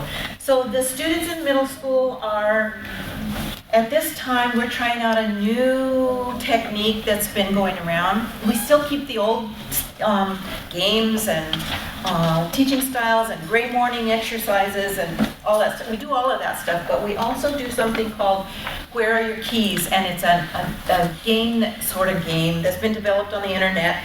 And the students ask each other questions. And they know what the answer is going to be. And they learn grammar by asking the question in the perfective, in the imperfective, and in the future tense. So there's more tenses than that in Tlingit. But if you get those 3 tenses, it seems to me that you've got a good handle on how a verb is going to change from one tense to the next. So we talk about what we did. Okay, what did he do? Answer. What is he doing? Answer. What will he do? Okay. So we get that through the game, and we get the negative. Is he jumping? No, he's not jumping. He's sitting.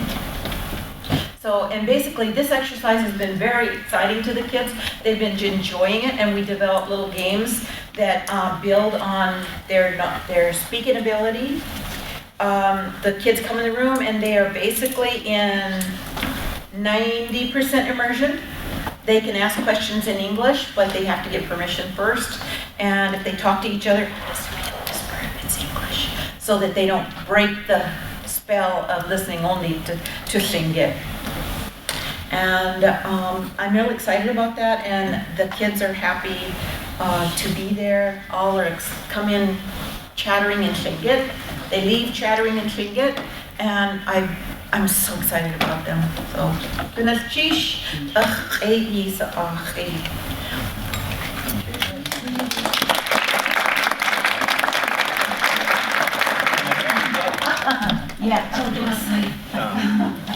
All right, Tarkov.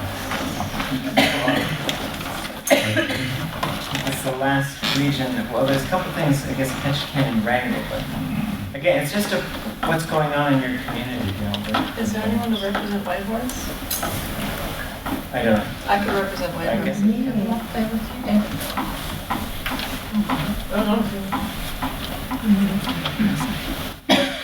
Oh, okay.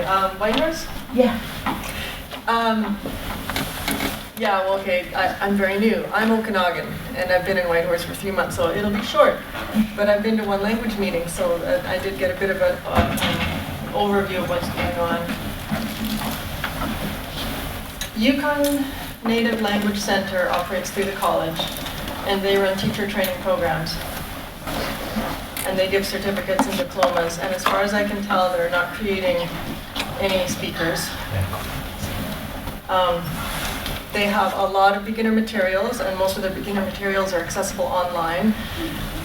And they also have a number of recordings, and I think you can only access them by actually going there physically.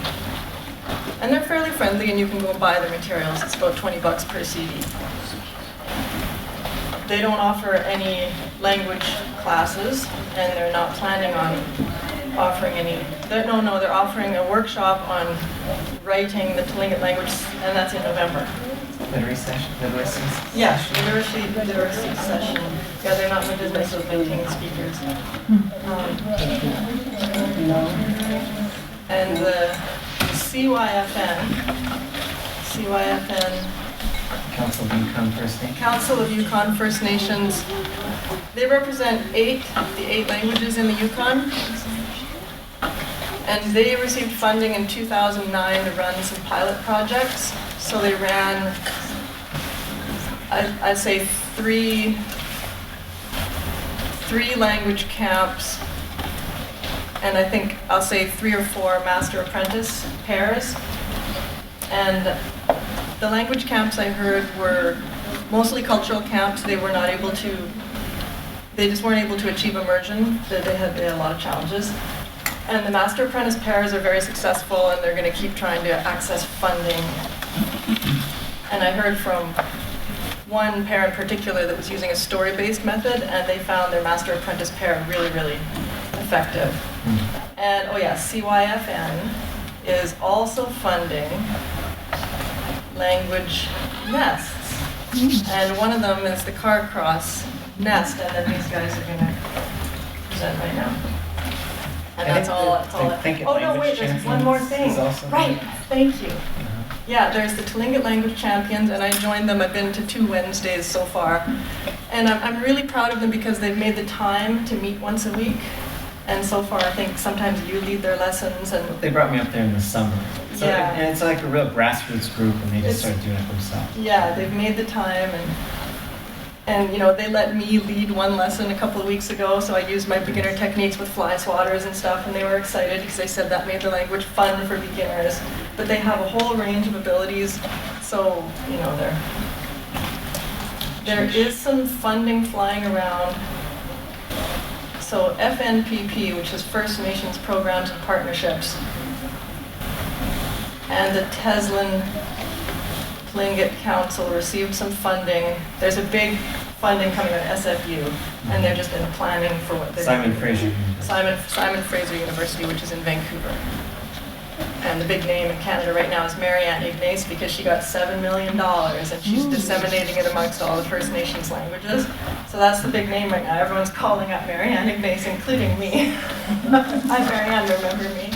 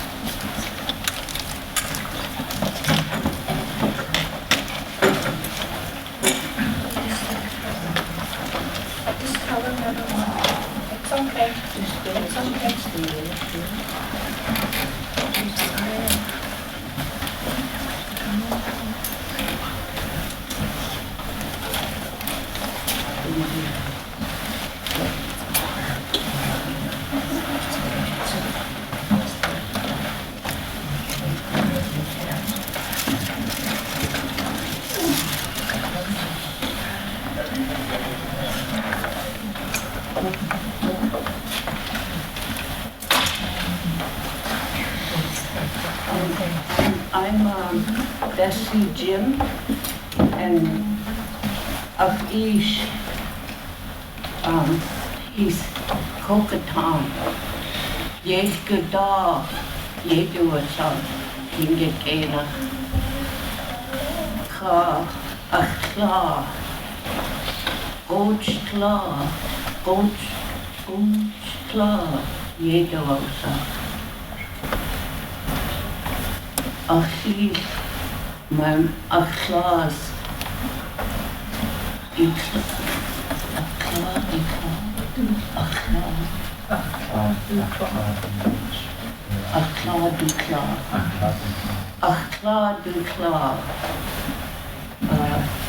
Skookum Jim's sister. She had 2 Indian names, Kuwak Shune and Yakunashin. Billy Atkin is my grandfather on my mom's side. He's Deshitan. And my mom, she's Dakhlawedi, Khat Dakhlawedi. And my dad's mom, I don't really know very much about her. She passed on before I came up. And, but I hear stories of them. I don't know her Indian name or anything like that. But, and my grandpa on my dad's side, he was Yanyedi Dishkanapat. We're working in the daycare. We're doing this program of Head Start with the Language Nest. And we got funding. It's a pilot project for 1 year. And I think our year is coming up soon, isn't it? In March. And we have to see how well we progressed with this program. And I think there was 3 in the Yukon that had that pilot project, right?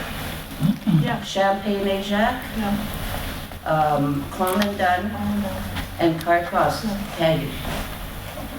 And what we're doing there, Auntie Winnie Ottawa, she is the elder in the Language Nest. We spend 1 hour, is it 1 hour? 1 hour of language in there. We go every day. She comes in every day from 10 to 11. And we work with the kids. And we take the little ones. Before they were just running around, playing around, doing what they want. But now they're starting to tell us, Yen, guide a knock.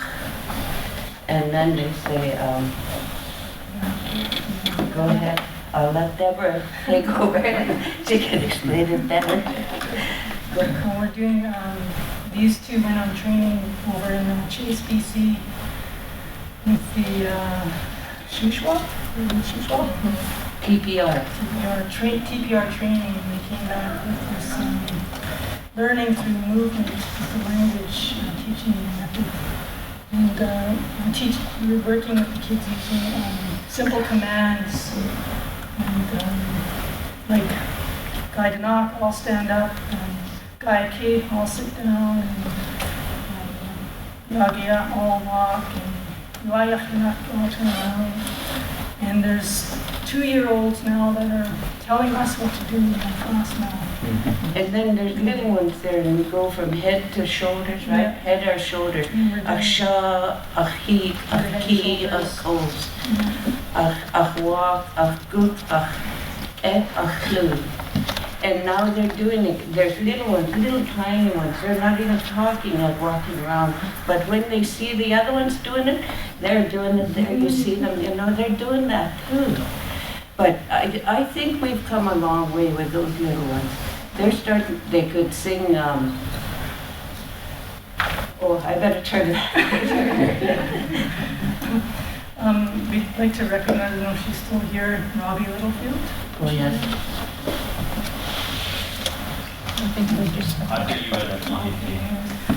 A lot of the Tlingit lullabies that we're using at the daycare come from Robbie Littlefield's CDs that we're using. And this coming Christmas, we want to have all the kids from the daycare at the Christmas concert at the school in Carcross to stand up and sing for everyone. Twinkle, Twinkle, Little Star. And working on that with the kids and other songs as well, with the shoulders and a bunch of other little Tlingit lullabies. We want to start moving again with more with the TPR, learning that we've been wrestling out our training for a step further than just the simple commands. And whenever we get stuck, we're always asking Auntie Winnie to help us. And we get stuck quite a bit because we're just learning. But yeah, I just we're kind of nervous up here. We're not really used to it. I'm not used to this. I like to be back by myself, quiet. I don't like to be up here. Well, it just makes me nervous. And now in the daycare too, as the little kids are learning, the daycare workers are learning with us. So when we're not there, they're continuing the commands so that they're learning with the little ones, we're learning, and Auntie Winnie comes in and teaches us for an hour every day. And we sing songs so far, right? We're singing songs. And they're counting.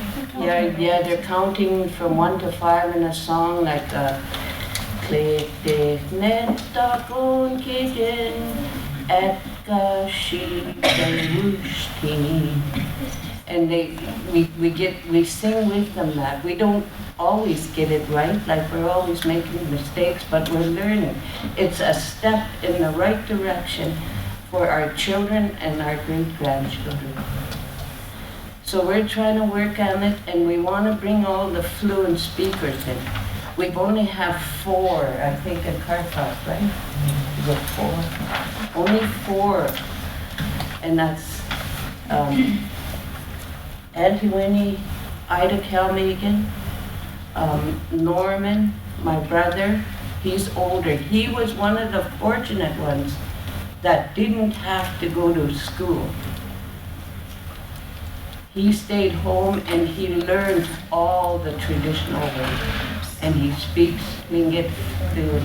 It just runs out of his mouth. Actually, I find it hard to kind of grasp some of what he's saying because he's speaking too fast. And there's one more speaker who, or is there only 3? I think there's 3. I think there's only 3. But it's thanks to a lot of tapes and everything. These elders, we are going to bring them in to utilize them. They're in the school, the language. But with the government way of language in the school, it's, I don't know, I just don't know what. Maybe it's anti-wind.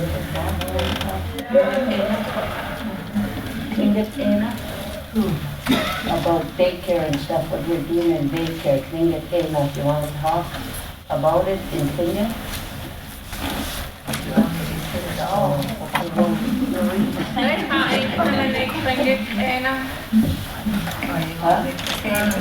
No. I just started this not too long ago working with these little ones. But for me, I think they are doing really good. For their age, to learn to count up to 20 in Tlingit, and they could sing these little poems all in Tlingit. It's really surprising. I think we're doing a wonderful job teaching these little ones all that.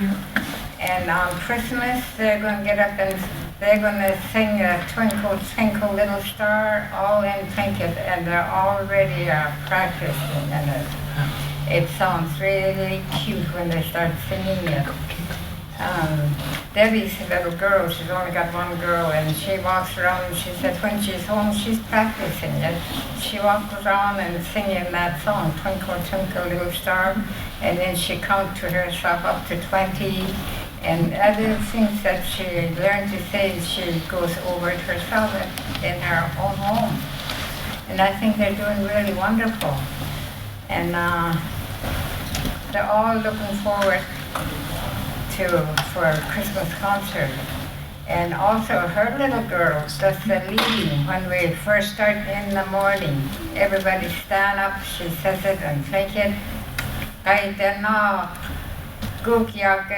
She start walking. Everybody practice walking around. And she talks and she runs it. And she thinks she's really cute. I thought, well, we all think she's really nice for her age to do all that. And I think we're going to have a wonderful time on Christmas with all of them. And they're all willing to learn to talk. Now we teach them until they're old enough to go to kindergarten. Now when they go to kindergarten, they don't have to learn how to count and all that. So I think they're doing really wonderful. And I just wanted to talk a little bit about myself. I'm Ishkatan. My mom is from Sitka, Alaska. Her mom moved down north, and that's where she was born. And my dad is from Juneau, Alaska. This is where he's from. And his dad died here, and he's buried here. Quite some time ago, when my dad was still alive, and he told me, he said, someday when you go to Juneau, he said, I want you to go find your grandpa's grave. He said, your grandpa had a great big stone on him. But when I went to try to find out about it, they told me that stone was pushed over and was hauled away, and the governor built a big house there. So I couldn't do anything about it. So this is where I'm from too. And what else?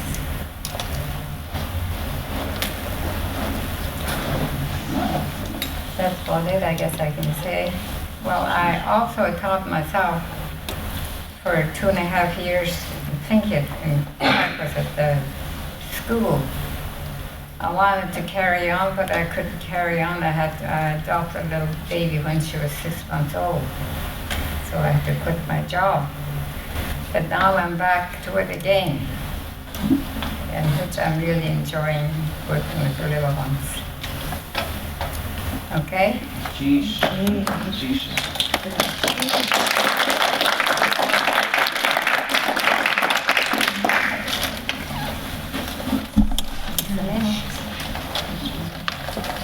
My thoughts on all of this, I would like to thank everybody for welcoming us here. I've really enjoyed myself in learning, hearing the language and some of the ideas that we have that we can take back home. I really think it's important for us to start taking it out further to our homes and teaching it from there, and that's the only way that we're going to become Tlingit again and learning about our culture and all of that, and having the respect. I'm so surprised in how well everybody respects each other around here. It's really awesome. Yes, cheese. In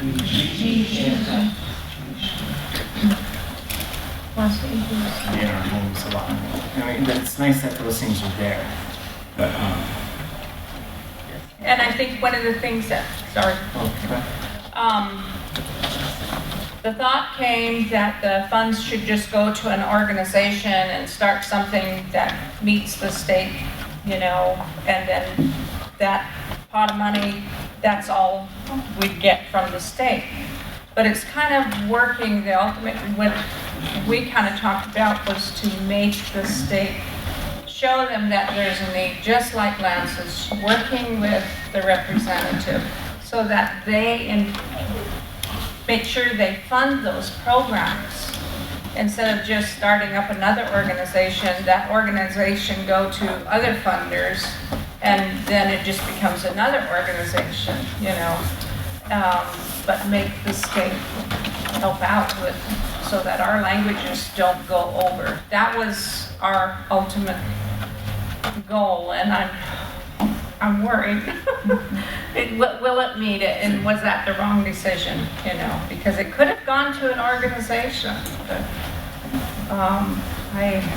and they have a full-time employee. I know that, so it'd be good to get that person's contact information at home. Say, what are you guys doing now? And so, yeah, I would certainly not look at it as any kind of answer.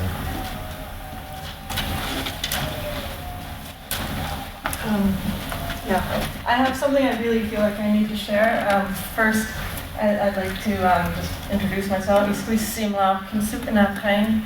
My name is Simlau, and I'm Okanagan, and I'd like to It's a deep honor, and I really respect the clan members and family members of my partner. He's Yandik Inge from Teslin. I hope it's appropriate to make some remarks about, I know 4 people who are two from my own language and two from a neighboring language who are speaking only the language to their children at home. Because I think that's the main goal of language revitalization, is to speak only the language. I wish I could speak for myself, but in my own personal story, I didn't try to start having children until I was 40. So I believe I would have, but I can't say that for sure. So these 4 people I know, they're speaking nothing but the language to their children. One language is Okanagan, which is my language, which I'm Canadian, but the language also goes down into Washington. It's the same language. Same with Tlingit, you've got the cross-border language. And the neighboring language is Kalispel, that's also in Washington, and it's a sister language to Okanagan. So how did these 4 people, the reason I think this is relevant is 2 of the people were self-motivated learners, built the curriculum themselves, and the other 2 just studied the curriculum and became so empowered by learning the curriculum and then were placed in full-time language domains that they became so empowered enough to speak only the language to their children. So the first 2, Chris and Lorraine, it's the start of our language legacy because we really have these 2 language heroes. Chris was a Spanish teacher. He's a non-Indigenous guy. His wife is Okanagan, and she'd been trying to learn her language for 10 years. Chris, why can all of your students speak after 6 months, and I've been studying for 10 years and I can't say pass the salt? So will you help me? Okay, for one, we all know Spanish is much easier to learn than Indigenous languages, but skipping over that. They sold their house, they moved in beside an elder in Canada for 10 years, and they wrote 6 textbooks. And they became advanced, probably advanced, maybe high intermediate. They became very, very proficient. And then they went back to Washington with their 6 textbooks, these 6 brilliant textbooks, and they opened a language nest. And they speak only in Iloktun to their granddaughter. So they chose to speak only the language to their granddaughter. Their granddaughter's 7, no, she's 8 now, totally fluent. She speaks to elders. She can mouth off to elders. Oh, I already knew that. Apparently she said that to an elder, and they're like, oh, okay, well, at least it was fluent.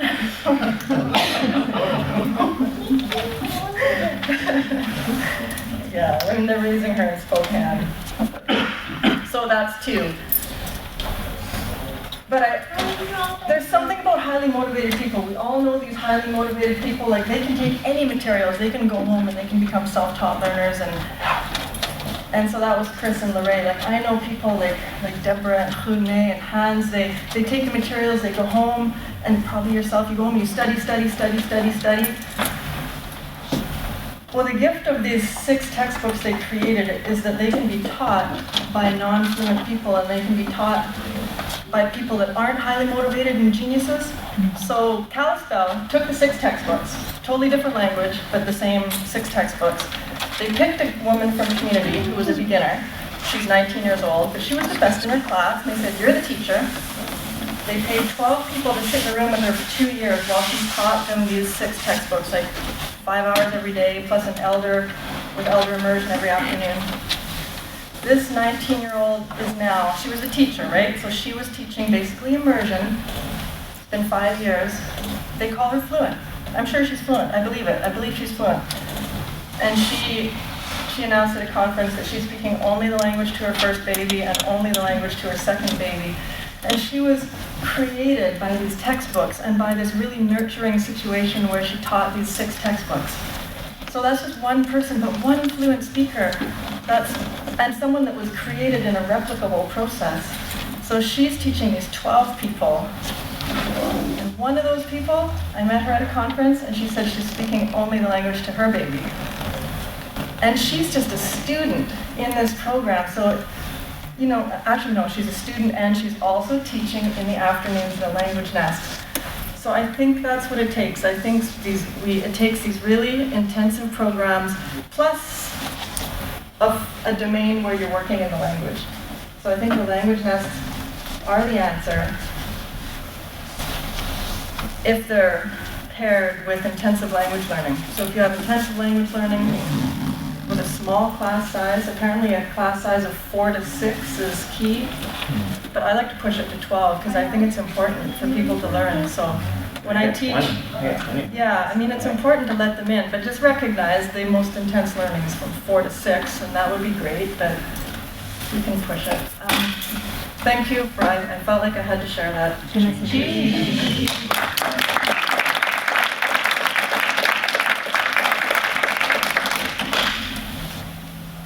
Yeah, and one thing that has been noted, and if you want to have a bilingual child, and say there's 2 people that have a baby, at least one parent has to be only in whatever the minority language is. You cannot give over. I mean, and one thing I experienced with my daughter is sometimes you even have to just be careful of how you even talk about things. So I would say stuff to my daughter, and my wife would just say, well, what's that mean? And I say, I was like, tell her to say it in English, don't ask her what it means. You know? And so we even have these little subtle things that we just got to be careful of so it doesn't push the language down. And my perspective, you know, I walk around with my daughter and we just speak Tlingit, and I would say maybe once a month if I'm lucky, somebody else will speak Tlingit to her. So the problem is it's kind of a hidden thing these days. I think I shared this story with some other folks. I ran into an elder and we started talking and thinking, he's telling me a story, and I realized we're whispering to each other, right? It's like a little secret to us. And we gotta somehow pull the lid off of that. Like I would love, like look, we're all learners. If we really wanna do this, we have to just calendar some stuff out. You guys buy groceries, let's go Fred Meyer's on Wednesday night or whatever, and we just kind of do things together so we could stay in the language. Because I had a friend who came to visit, James Crippen, and we'd go shopping, we're all speaking Tlingit, and my daughter, she just loved it because she had somebody else to talk to. And so a lot of times when she hears Tlingit from other people, she just gets, it's just very jarring for her. And so we've got to create that thing where it's just a natural thing in the environment. I remember a couple of things was when we first started having, Sealaska started having these sort of immersion-like activities. We'd go to the university and live in the dorms, and they said, speak Tlingit to each other. And I saw Jupagese, and the next morning I was like, what's that you teach? She says, good. And then we saw people who were in here, and then we'd see someone who happened to be non-native, you know, we'd see him in the store, and he'd come up and talk to him, and we'd all get uncomfortable because he's speaking Tlingit out loud. You know?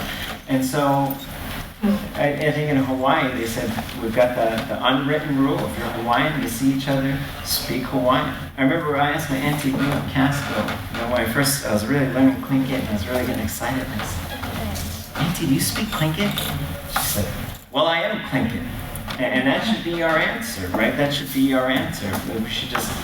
We should assume, and we shouldn't get embarrassed if we don't know, and we shouldn't get scared. You know, sometimes we get so nervous, it's like a performance anxiety, and I know all about it. One time I was asked to give a response to a speech that Walter Sokolov made. And so I was getting nervous, you know, I was thinking, okay, I'm gonna say this, then this, and then this, and then this. And then I get up there and I look at, he's got this chill cap blanket on, and his speech was just amazing, and I look and then this room is full of people, and there's all these clan leaders sitting over here. And everything was just gone from my brain. So I just went with the sort of standard operation that we had learned. This,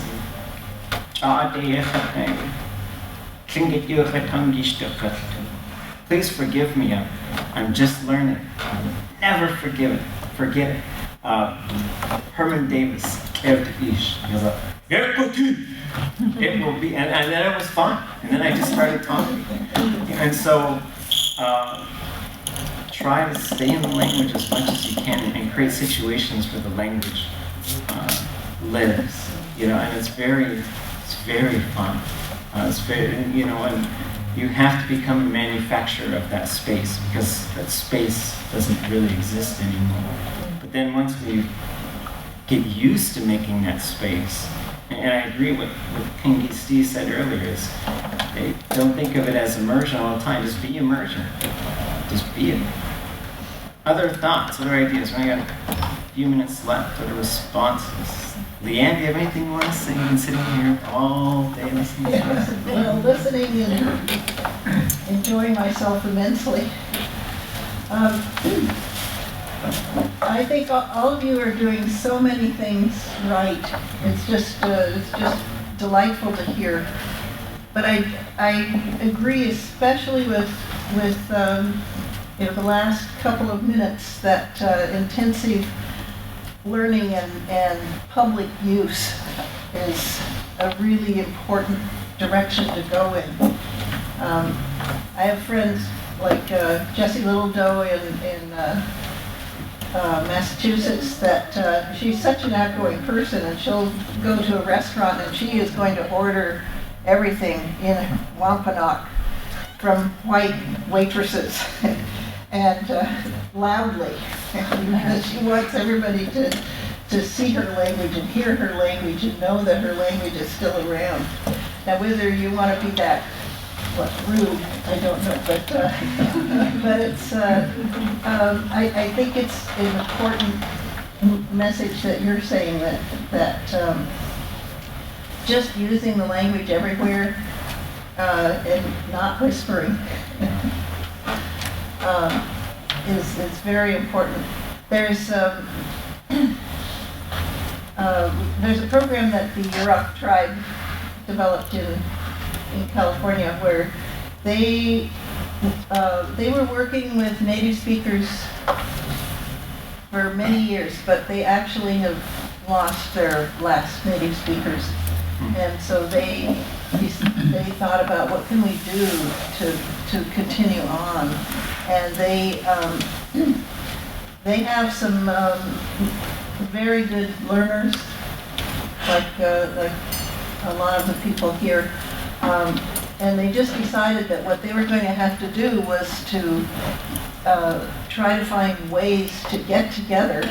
They live far apart from each other and so on, and so it's not easy, but to get together at least once a week and simply speak the language, and to do things like you just said, of saying, okay, we're going to have, what we're going to do this next, they'll plan in advance, so we're going to do this next week is go shopping together, or they're going to talk about a certain topic so that those that aren't so fluent could prepare for it.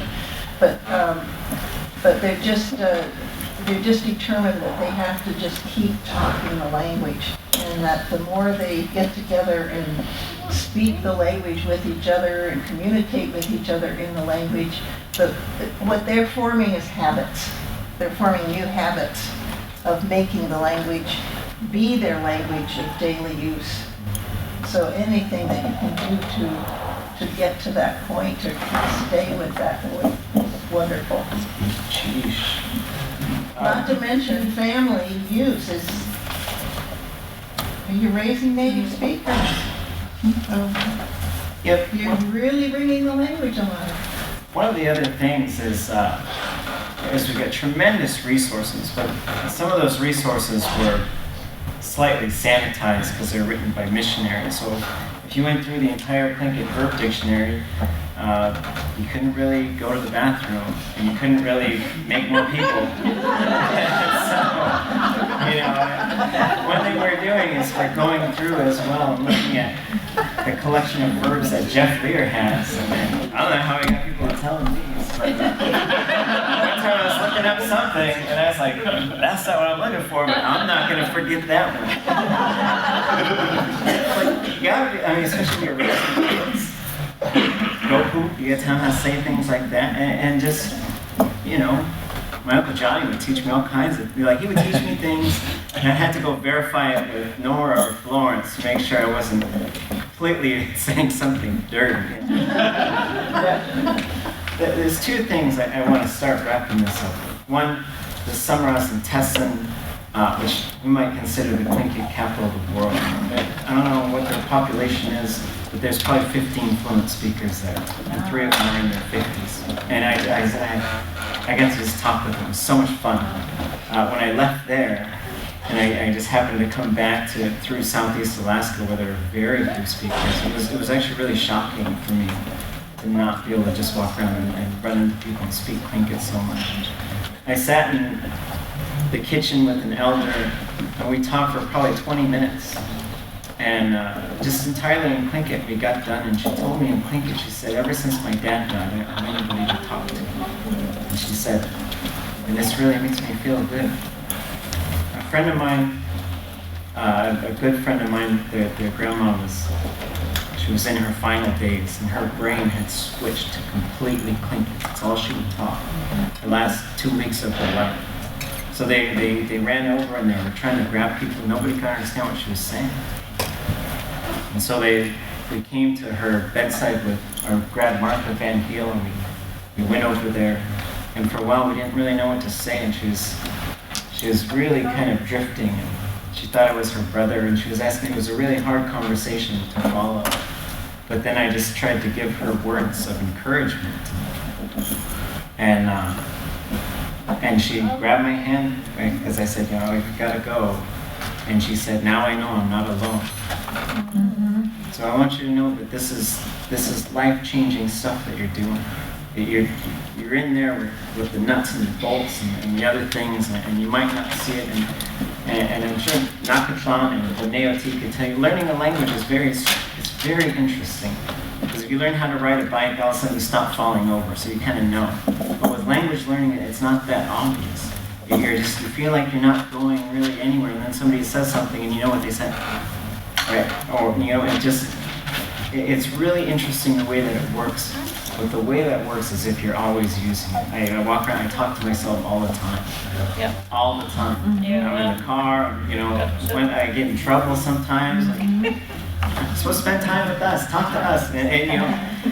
But at the same, I've always got to, you've got to keep yourself in that thought mode. Even if you're just practicing. I used to just walk around and here's a list of nouns. And I start there. And then I started learning how those nouns can relate to other nouns. And then I started figuring out how verbs work. And just find people you can talk to. And that's how we became so close. Nakashan, Seput, Sokjige, Dashjini. We would just, whenever we saw each other, we were always trying, I figured out this thing. Maybe I'm wrong about this thing. And so you gotta make that community and just really feed off of what that community is. And you have to change your life. You've learned how to live a monolingual life, and that means you have to change it. I don't watch as much TV, but those things are fun. I don't miss those things. If I missed this, then I wouldn't have been there for that elder and to help her make that journey. I wouldn't have been there with that other elder to help her remember her father. So this is stuff that matters in what we were born to do. I honestly believe that. Representative Christ Tompkins left his cards. I have some of my cards. If there's anything that I can do to help and get you resources, get you tied in to any of our classes, Alice and Marcia are teachers with us as well. Ben Young is teaching Haida for us. Lyle James, who is here, is teaching song and dance classes for us. We're trying to figure out new things, new ways to reach out to people. You can learn Tlingit anywhere. We could read and Tlingit. I gotta go wait.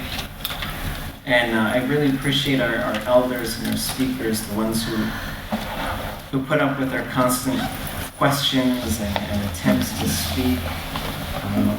Anybody want the last word? Right out of time.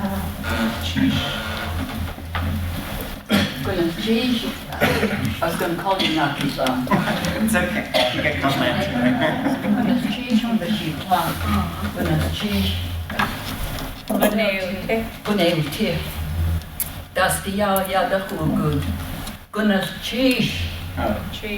I wanted to address, if you'll excuse my English, I wanted to speak to Jonathan Priest Tompkins, I guess that's his name. Yeah. When Governor Knowles had us Tlingit speakers, I was working at the governor's office and I ran all the way down those steps from up there because it was a luncheon. And the one thing that was so important to me to bring to him was our history in the school books, in every school book in Alaska. The Tlingit history, the Aleut, all the tribes. Nothing's been done. Yeah. But our language, in spite of lack of funds sometimes. And I thank Goldbelt from the bottom of my heart for funding the language at Harborview. I've been there 12 years. I feel like I don't do much. I just sit there and Jessica, Lance's sister, will ask me a word or something about our culture. And I do not dare say I know the answers all the time, but I try. I try and I give credit to the young people. And I tell them, don't be afraid to ask. So they asked me the other day, how do you say change the baby's diaper? Do you think I could think of it? So many ways of saying it.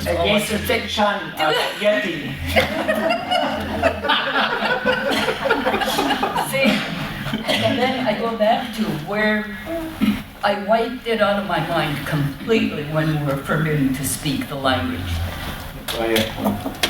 1904, the missionaries came, stopped our culture, our clique, our dances, our songs, but it didn't really go away.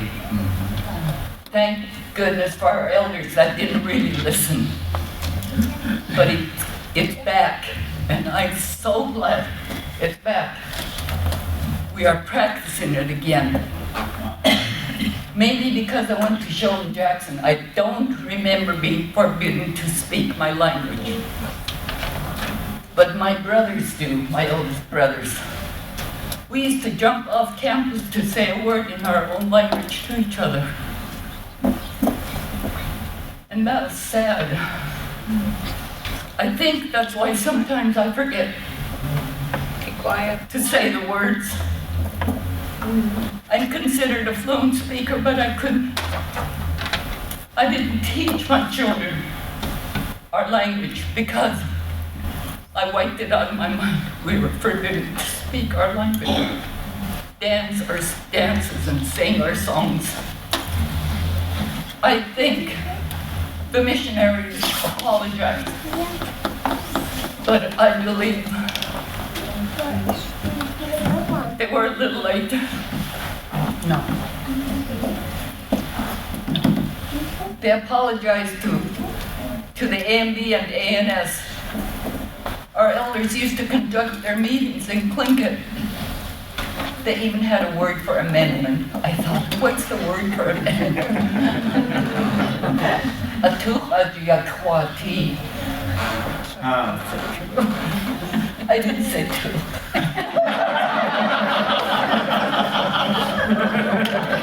See how you have to watch your language. You might say the wrong thing sometimes. But you know, our Tlingit people, we love to laugh. The best thing that ever happened. We don't tell a joke. This is Akkad, the opposite clan. She came because she saw me wavering here. You only tell a joke on your clan brother.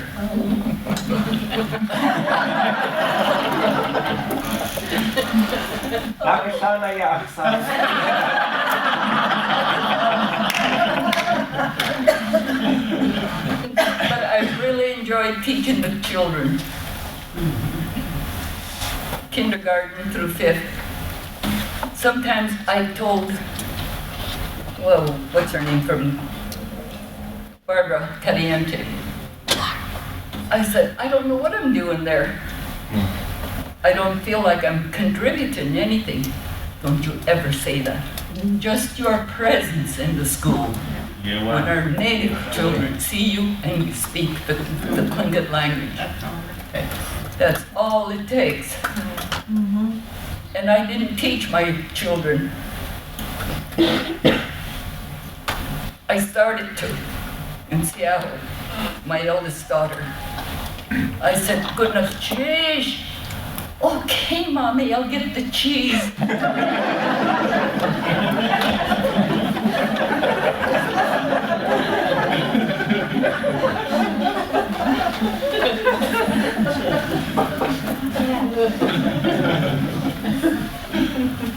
So it brings tears to the eyes of the elders.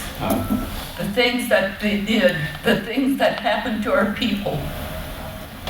Imagine conducting the last potlatch, 1904 in Sitka. My elders in Angoon used to talk about it and told me about it. How sad a day it was in Alaska for our native people. The missionaries came, tried to take our language.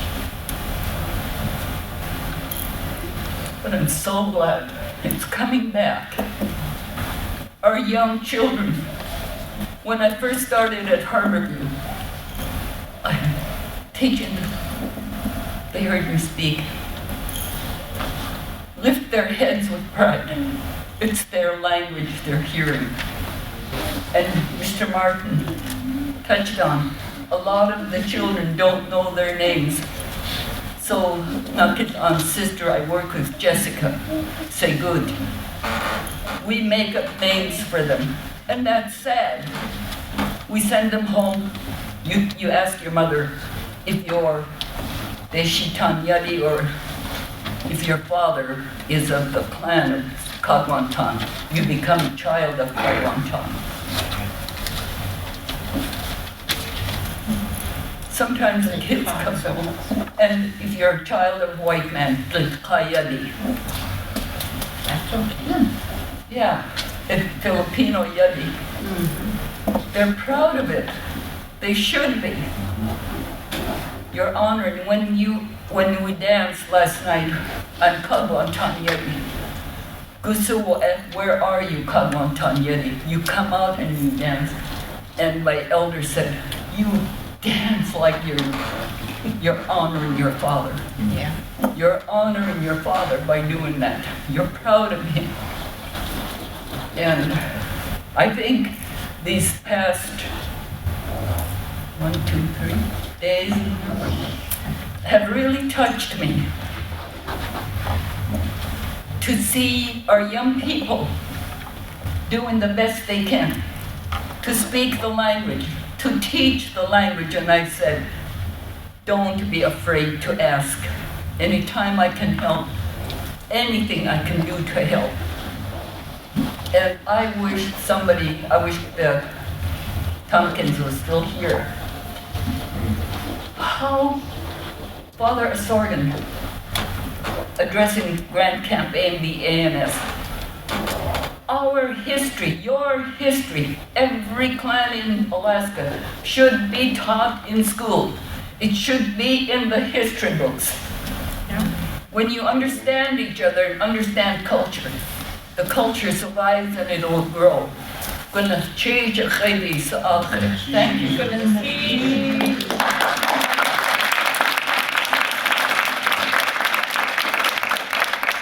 Before she goes to sit down, I just want to have a couple of closing things to say. And she said, I guess, please go has enough away.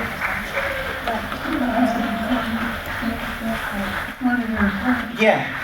So I felt the pressure, like we're gonna run out of time, But what we're doing here doesn't end here. So when you walk out that door, you change something in yourself, and you go change something out there, and you put the language back on the land. And that's what revitalization is. It's nothing about all these big picture things, it's just yourself, your immediate surroundings. And so I'm really thankful. I want to close with a quote I heard this summer from Kapchape from Car Cross. He said, we used to watch those old people and say, all they do is just walk around and find someone to laugh with. And he said, pretty soon we're just doing the same thing. So go find somebody to laugh with.